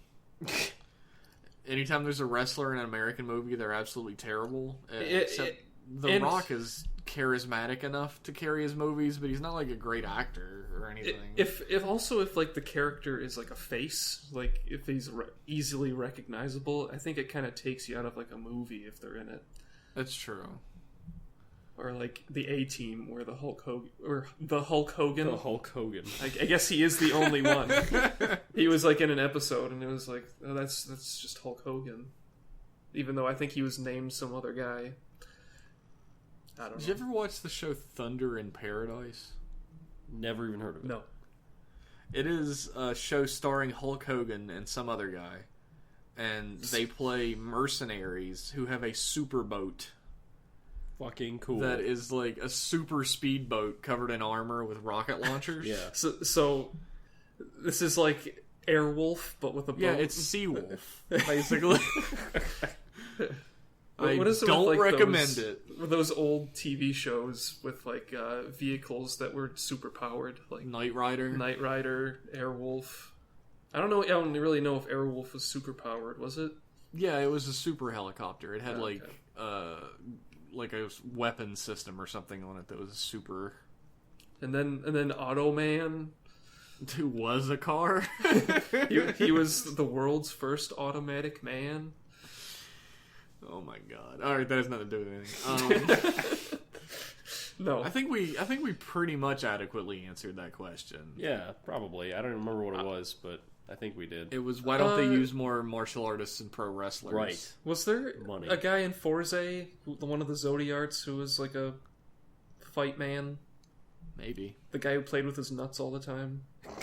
Do you remember the guy with like the nuts? You always like. No? Whatever. Sort of. I haven't watched Forza in like 4 years. I've never seen so. Forza ever, actually. Oh. That's a shame. Yeah. You should watch that instead of fucking Yu-Gi-Oh. Nope, too late. I'm already 20 episodes in. Yu-Gi-Oh sucks. Yu-Gi-Oh's really good. Thanks for writing in, Jason, aka Nishka. Thank Thank you. you. Our next email is from Jake the Snake. Hello. You can't miss a Jake the Snake. He did miss one. I was shocked last time. He missed it. Oh. Quit He slacking. said- Jake says, "Hey Jeff, Liam, Max, and Tomaz. Oh, no Tomaz. Build starts off the year strong. Some thoughts, and he gave us some thoughts on January's batch, but he did give me permission to skip over them this time, so I'm not being an asshole. Just this once. Just this once. Questions. 1. Which food establishments / places in the Rider series, aka like Couscousier from O's, Droopers from Gaim, Troopers? if it existed in real life or you lived in the world of Rider, would you see yourself becoming a regular at? Alternatively, though I don't know how many of them there are, which Rider / character with a habitual food hangout / choice, Date from O's with Odin, and the G3 crew eating ramen, Oh, would you man. join in eating with often? Yeah, I would love to go to that ramen cart with the detective guys. Yeah, me too. That was what I was gonna say. Go to Fortune fucking telling G3. with the giant Naruto. Some of my favorite scenes in Agito were at that stupid ramen stand with the G3 crew. I love those guys. They also have like giant fucking mugs of beer too. Yeah. At it, so Oh, or in the Korean barbecue place that they always go to. like Droopers from Gaim always made me like super hungry for parfaits. Oh, is Droopers the name of the place that they always went to? Yeah, Where they're Sid like, hung out in the corner? Yeah. yeah, that was like basically like a parfait bar, like Yeah. fruit and parfait bar. They always look so good. Yeah, That decade parfait looked fucking scrumptious. it really did. If I had my choice, though, I'd definitely go to the ramen place with the G3 crew. Yeah. I think I would want to It be would seem like a fun place to hang out. I would not go to that fancy ass place with Hojo. No, fuck him. I would want to be a regular at the cafe from Ryuki, even though no one ever came in there. I'd be the sole Why? customer, Yeah, the place is fucking completely empty at all times. so I can hang out with Knight. I would be a regular at Ernie's Juice Bar. Max would be the dude who's way too old to be there. Ernie, you mean? I'd be Ernie. I just want to eat Tendo's food. Oh god, Like, yeah. so I would hang out at that place just for the off chance that Tendo gets a hair up his ass to show everybody off Get some, and cooks the food some of there. that tofu. I don't know. They He all could make seem a so good. washcloth for me. That's fine. Even at the what's that place called? Couscousier? Couscousier. Is that in Gaim or is that the O's That's place? O's. Yeah, that's the O's place with all the themed. Yeah. Yeah, that would be a fun place to go to. Yeah. It kind of gave me anxiety every time I walked in because they're too in your face. There. It'd be, yeah.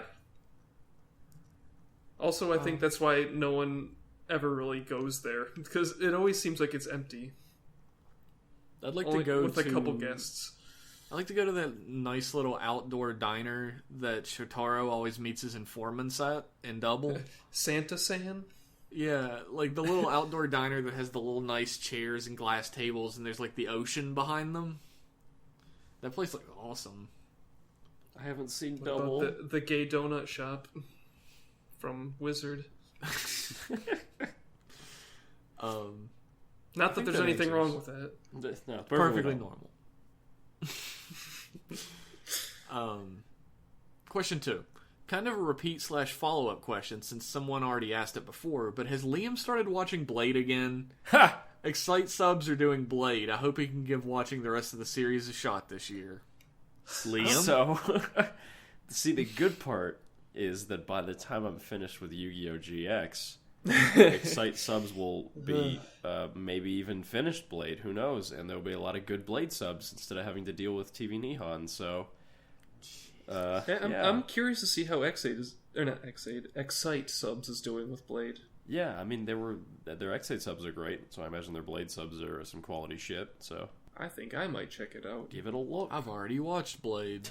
I'm gonna watch Blade eventually, I swear. Apparently... It's a good show. Apparently GX is really shitty, so if it goes to shit, I'll probably just drop it, and in that case, I'll pick up Blade.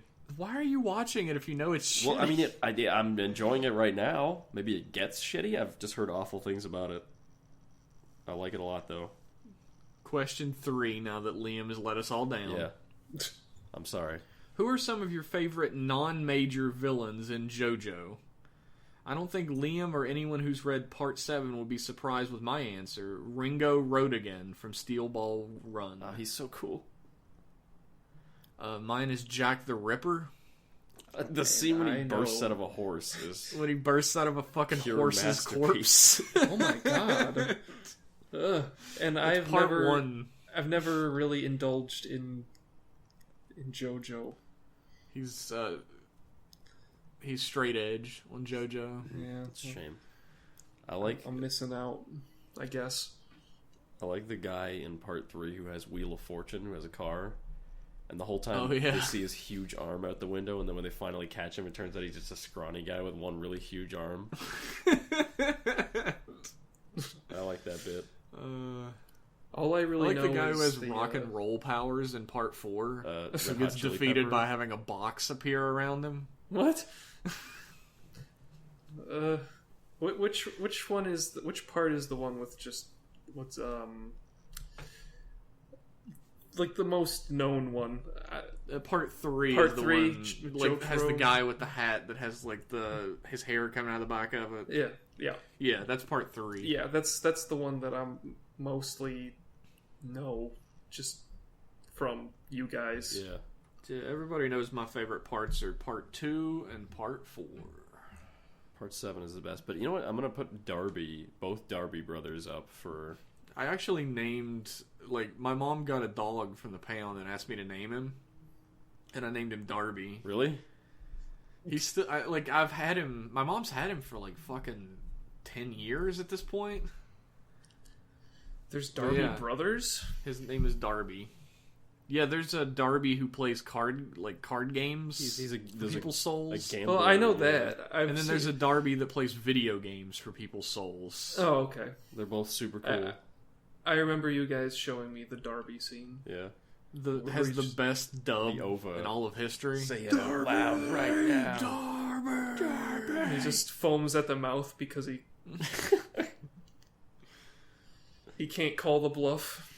Say what you want about the JoJo OVA from the, 80s, 90s? It's got some... I think it's 90s. It's got some stellar animation, and the Dio fight in it is phenomenal. Yeah, that's true. Question 4. If you guys were to form an adventuring party for D&D or any other tabletop RPG, who would be taking which class/role? If you guys have already done this, what were everyone's roles? We've played many roles. Something, yeah.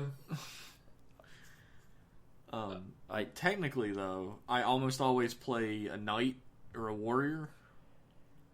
Usually when I play D&D, I play... if I don't like have an idea in advance or have something I want to try, like my default that I go for is Bard usually, because Bard's the best. You played rogues every time we've played D&D. Yeah, usually with you guys I play rogues. Bowman. What, Max? Mostly dexterous characters, yeah. Yeah, rogues are fun. That's usually you. I don't know. I play a lot of big guys. Max does play the big boys. Plays barbarians and brawlers. Barboobulans. Yeah. But I wouldn't mind trying out a Magic Man.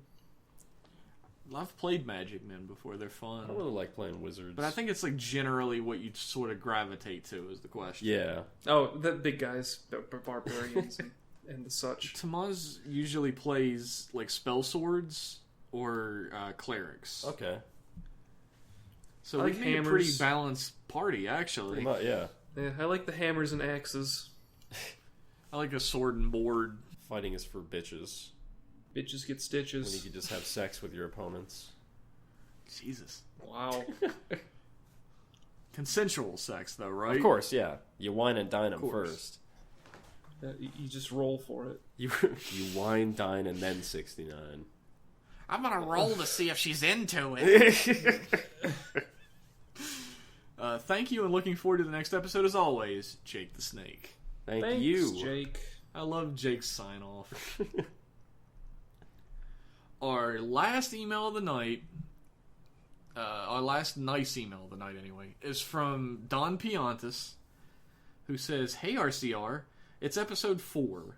Don't tell me there's going to be a 5th member. It's been 1+ episode number so far. We're just gonna keep ramping up." Last episode was pretty funny, especially the pouring soda bit, which I don't remember. Me neither. It was so long ago. It was one of the things that I hate. Like when the sound, yeah. Oh yeah, we did get really heavy into that. Yeah. the sound of pouring soda. Yeah. Anyway, still loving Build so far. Build has just as many forms as X8's Riders, but somehow that hasn't exhausted me yet. My only complaint is that when going into this new arc, it feels like they glossed over several things like Banjo's conviction, Sento's secret identity, Grease's Mitan obsession, and Utsumi's reveal. Yeah, Utsumi didn't really stay in the frame too long. He was for like... They did skip over Sento having a secret identity. Oh, yeah. They haven't played with... I guess he doesn't have it anymore. The government knows. I guess it's blown. Like, it's gone. Oh, well. And by the government, they mean just Gentoku. Does the PM not... I guess the PM doesn't know. But, like, people were in the room when they were like, you guys gotta go as Kamen Riders and fight. Yeah, everybody knows. Yeah, I guess so. Those faceless guys in the suits. general public might not know. Maybe, yeah. Questions? But they probably don't even know who, like, the devil's scientist is. Yeah. No, they don't know any of that shit. Katsuragi. Questions. Almost thought I had none because I was burned through my school project from working overtime and during weekends. 1. Although I barely remember much of Fies, I hear it's a terrible series. I still loved how they used the Orphanox shadows to get the actors' faces for an emotional scene while they were still in monster form. And their naked bodies. I thought that was weird as fuck, honestly, but... Great idea. Stylistic. Anyway, can you guys think of other ways to portray the actors' faces without reverting to human form? I'll tell you what would be genuinely disturbing. What's that? Is to have the monster faces, like, peel back and the human face to be inside of it. Yeah, shit. like it just, like, flips up and it's like... That's some Amazon shit. Or like the shitty Venom from the Spider-Man 3, the Sam Raimi Spider-Man 3. Ugh. Eric Foreman. Eric Foreman, yeah. I like... You could do the Spider-Man thing and have, like, half of the mask have, like, half of the face on top of it. Oh, yeah. I don't know. I liked, in Drive, they did these things sometimes where they'd show the inside of the mask, like Iron Man style. They'd go inside of their mask and put the camera on, and you'd see all the, like, heads-up display around their face. I You like can't those. do that for monsters, though. For monsters, yeah, you can't really do that unless they're wearing a suit, but they don't really... Trapped inside of something or something. Yeah. Yeah, I like when they did that with Birth, with the suit helmet cam. I love the helmet cam, like the Iron Man helmet cam, and I also love when the visor gets cracked and you can see the like circuitry and shit inside of it. Yeah, cracked visors is something that doesn't happen often enough in Rider. They do it like they do it in Go Busters a lot, where the glasses just bust off. Yeah, That's cool. that is cool. You could do it just like Gills style and have like super bright lights appear, like it's very surreal, and then like their human form steps into the frame and like stands beside the monster form and speaks, and the monster form like does the same movements. Yeah, that would be makes pretty sense. cool. That's good. You'd have to get pretty creative to be able to pull that off. I love surreal bits in Kamen Rider. There hasn't been a whole lot of that since like early Heisei, but stuff that's just like figurative, and you're just supposed to be like, I get the gist of it because they're giving me all the information I need, but it's weirdly given to you. Yeah. I don't know. I'm not like an art school weirdo, everybody, I swear. But yeah, green projections of naked people, I don't really like that. I didn't like that either. Yeah. The fucking Fies thing, yeah, that was kind of strange. Definitely didn't like that. Question 2.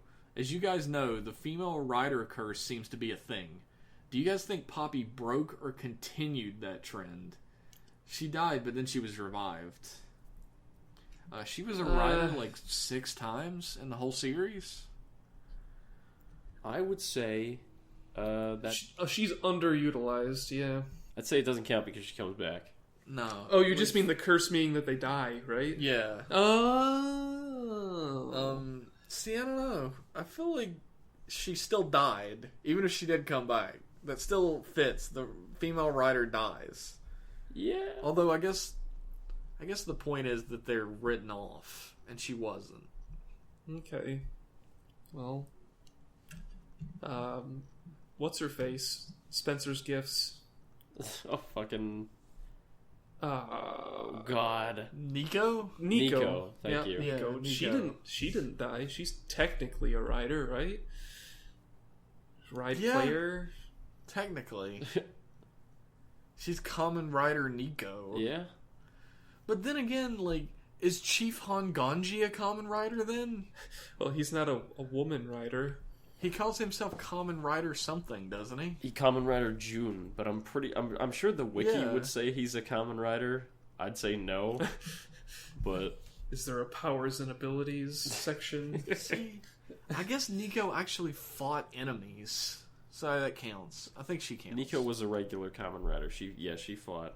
She was... So I think X-Aid kind of broke the mold on that one. Yeah, a little bit. Baby steps, right? Yeah. It'd be nice to see a female rider actually do stuff. Yeah.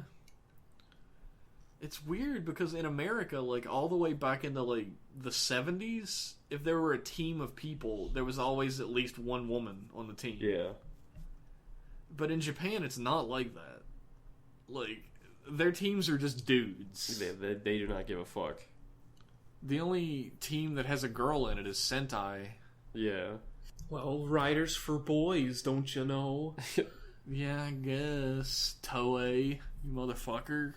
If you put girls in the mix, then the boys don't want to watch it because cooties. They won't buy the You know, that was a legitimate reason that people at Mattel thought that, or whatever the fuck company, thought that He-Man lost its popularity because She-Ra exists. Really? Really?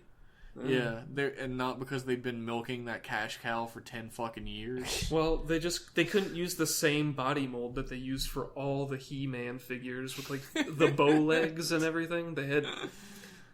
It's so stupid. Like, they were like, yeah, we made She-Ra, and then like 8 years later, the company fell through and nobody wanted to buy He-Man anymore, and it's because of She-Ra.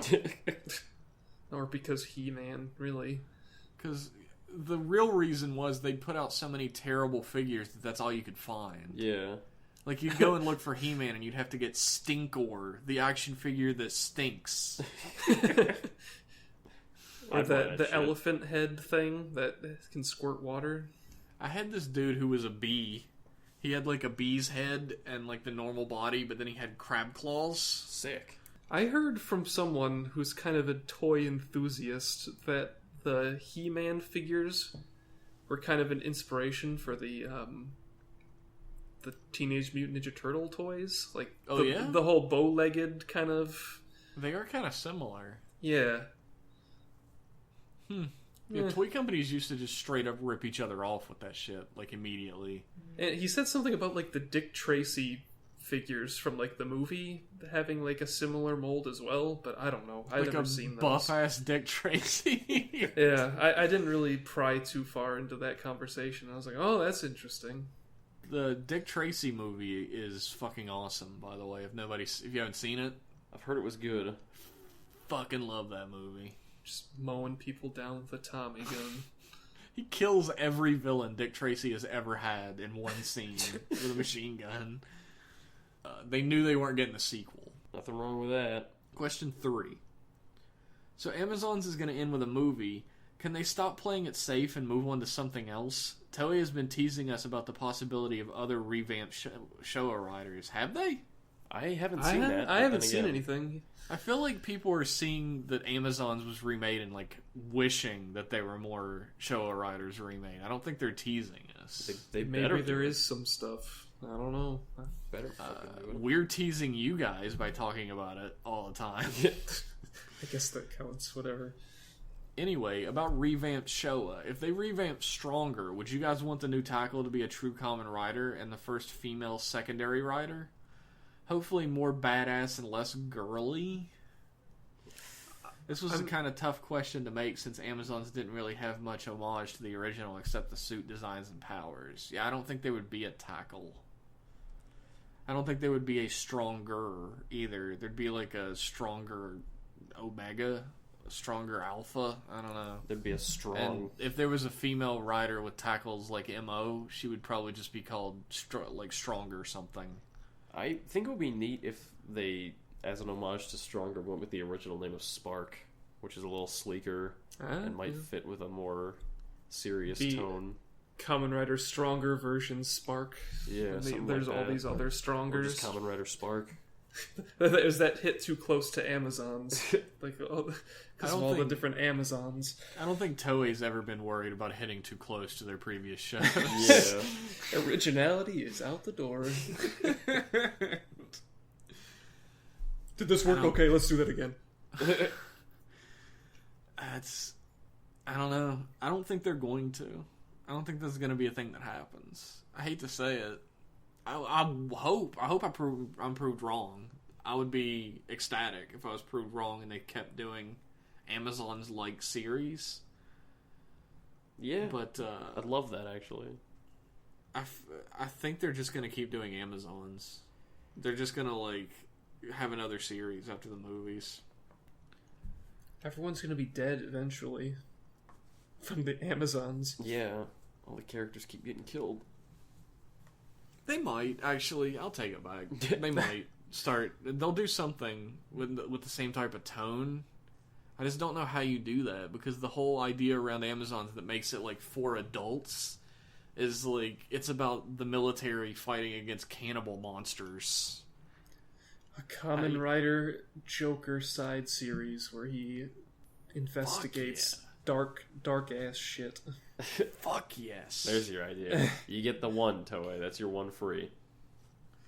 I want there to be a series about the year that he was Kamen Rider Joker anyway. Yeah, that'd be sick. Yeah, that's my dream. Thanks for reading, Don Piantis. Thank you. Thanks, Donnie. We appreciate it. I love reading your name because it always just makes me think of the Piantas and the Don. Makes me think of Chucksters. I tell you, actually, we do have one last one. Yeah. That Liam did not remind me Well, I was of. going to if you started to go into the outro. It is from @Anachronism, or @Anachronist, actually, on Twitter, who, it's Anachronist42, go follow her. Hey everyone, I'm hoping with the new year I can get these questions in before you record for December. SpaghettiOs. Happy February, everybody. You got any Valentine's Day plans? First question. Do you think at any point we'll get a spider kaijin at all? A friend of mine brought up the idea that Sento, with his memories and identity revealed, might be forced to become the spider kaijin for a bit, leaving Banjo to help people on his own. I was honestly kind of hoping Grease, the new rider, would fill the spider slot, but that seems unlikely. Well, with how the splash driver and like the hazard trigger kind of like makes people aggressive or something, maybe a main character could do something. I'm actually of the opinion that Gentoku is going to become the spider kaijin. Now that he's like, I'm coming to come back with even more power. I think Gentoku is gonna be toy scans. Oh yeah, I don't want to say. There's some magazine scans that kind of spoil what Gentoku is gonna be. Okay. Well, I retract my statement. I kind of don't think we're gonna get a spider kaijin. I wouldn't be surprised if they did an arc, like, I was almost gonna say another Rider show, but I don't want to spoil it, but like a bit where the main character is a monster for just one, like, for like 5 episodes and make Sento a spider. Like, you mean Sento would be Yeah, like monster? Sento would be the spider kaijin for a little bit. I hate the whole main character is actually the monster. I wouldn't mind that here. Trope. I think it fits here. I don't mind it when it's not every series. Yeah. Like I it mean, ends up being. Yeah. I guess he did get smashed, so who knows? Maybe even Banjo could turn into something. I don't Like know. if Banjo and Sento turned into Smash, they would just be that fucking flat gear-looking Smash like every other one. So The they bike reuse chain, that suit so much. the bike chain smash. Yeah. It's every Smash you see now is that Smash. The little with the 3 holes in the face and the Mm-hmm. Yep.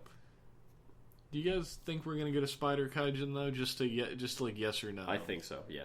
I would hope so, just to complete the Trinity. I hope so too. I don't guess we have an actual like an answer for you since none of us want to be horribly wrong. We're not seers. Not yet. I wish. Let me see into my my magic runes here. Let me throw my magical bones to the ground and see twixt way they land. Yeah, I don't. I hope so. I hope there's so going to be a too. spider kaijin. I think so. I really like that you used the word twixt. Jeff's getting fancy tonight with his language. Brought us thesaurus. I keep tripping over my words tonight, so at least I can throw some nice words in there to trip over. Yeah. Second question. This one's from my girlfriend, who was wondering if you think Banjo will ever get his innocence proven by the end of the show.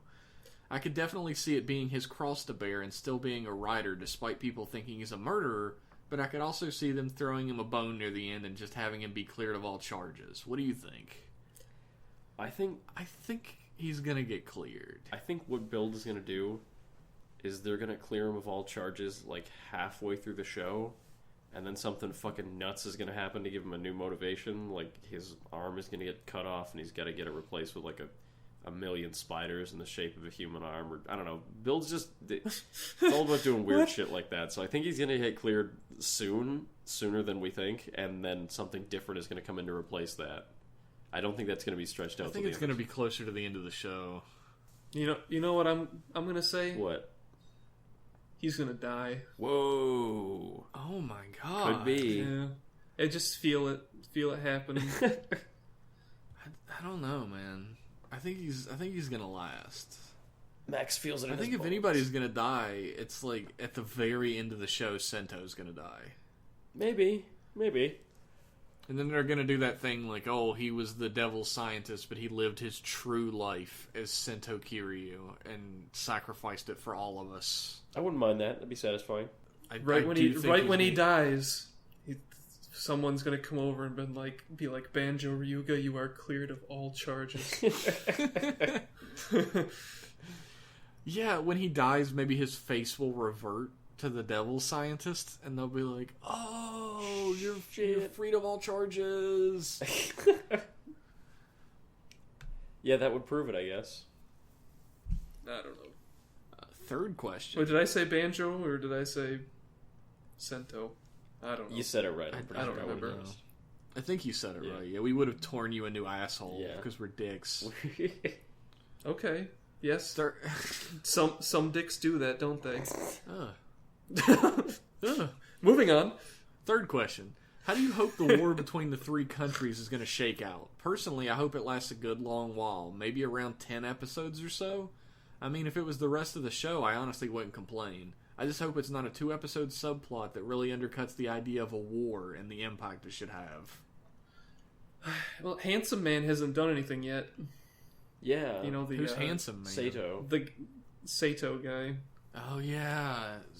Handsome over 40 model man hasn't done anything yet. They, him and the Hokuto lady had a little bit of a conversation. Like, oh, when I do this, are you going to ally with me? And he's like, oh, no. Who knows, lady? And then he turns his shit off and goes, I'm so mysterious. I don't remember what his region was, like, focusing on. I don't know what Sato's deal is, actually. Like, I know that someone was focusing on agriculture, and then there's, like... That's Hokuto. Yeah. Okay. And there was, like, an infrastructure, and... I don't know. It's weird. I don't remember Sato's thing, if they ever mentioned it. And then there's, like, someone who's focusing on military. I think that's... Whatever. That might have been Sato. It could be Sato. It could just be Nanba-heavy industries. I don't know. I think the war with Hokuto will go on for a little longer. And then either Sato will join and the war will just be big, or the Hokuto bit will finish and then Sato will be next. I don't know. It could be that way. It's hard to predict, Bill. The writing's really good and they surprise you, so... If I had to predict, it would be that the war between Toto and Hokuto is gonna like weaken both sides, and Toto or Sato is going to attack while they're both weak. They're gonna swoop in while everyone's pants are down. Yeah. And where we're gonna see the real impact of like the war is that Hokuto's gonna get completely fucked, and then like Sato is going to take it over. I don't doubt that. Seems like that could go how it goes. They all have shitty attitudes, so they're Yes. probably all at each other's throats. I don't doubt some kind of double crossing. If I could see it. Do you have Sato's- a prediction? I'm sure like Sato will play along and be like, yeah, totally, we'll totally be with you, and then just stab him in the back. Oh, for sure. Yeah, Probably. There's definitely going to be some backstabbing going on.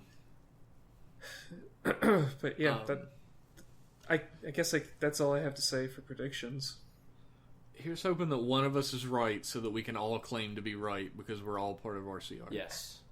That's It's Since I'm usually kind what of we a- do around here. with I'm three kind of of us a here. toy nut. Maximum chance. I've been seeing that the Hokuto bottles are a little bit different from the Toto full Are bottles.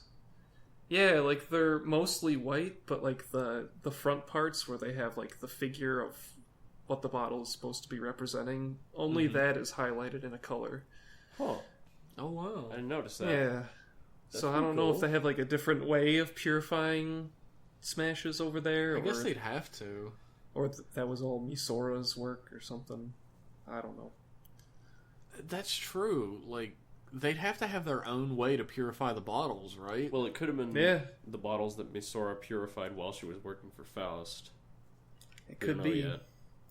They also have their own Pandora panels that haven't been seen yet. Yeah. That's true.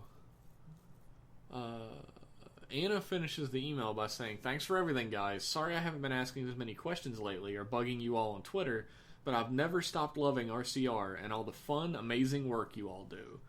Hope you all have a happy new year." Well, Well, it's, so far, so good. Thank you. yeah, we're a month into it now, and it's good. I'm sorry it took us so long to get back to you, Anna. Like, I wrote to you and apologized already, but I'm double sorry. But thank you for writing. Yeah. Yeah, thank you so much. Thank you to everybody who wrote in this time. We definitely appreciate it. Thanks. Do you guys have anything else you want to say before I do my sign off? No. Buy Kamen Rider merch. Max just turned into a I'm gonna smash. take that as a no. Yeah. Thanks everybody for listening to our podcast. If you enjoy it, then give us a follow on Twitter. That's at Rider Club Radio. We talk a lot about fun things. Usually just me and Liam. Max hasn't used it yet. Usually just Rider. What? The Twitter? I've used it once, I think. Did you? Yeah. Oh, shit. Yeah, gave a little Christmas message. Oh. Yeah. And if you'd like to send us an email to be read on the podcast, if we remember, shoot that to riderclubradio@gmail.com. No caps, no spaces, no numbers. And you can send those emails in during any part of the month. Like, after you've watched an episode, you can send it in, and if you feel like you need to amend it, you can send another one afterwards if you feel like Yeah, you got until the end of the month, so... Yeah. And if you want to, rate us on iTunes. Yeah. Oh, yeah, we're on iTunes. Like you can subscribe. leave us a review or a rating if you want to. Do that. It can be bad or good. Who cares? Yeah, if you have friends that like Kamen Rider, tell them about Tell a us. friend. Yeah. And Tell if they your don't like clergy. if you don't like Kamen Rider, or if they don't like Kamen Rider, then force them to like it. It's What good. I did to everybody on this Yeah, podcast. it's good. Well, most of it's good anyway. Yes, some of it's not so good. Only let them watch the good stuff. Yeah. Keep Either them way, from thanks for flies. tuning in this month, and we'll be back within the next 30 days or more with the next episode of Rider Club Radio. And hopefully Tomaz comes back too. We're praying. See ya. Bye, See you, everybody. everybody.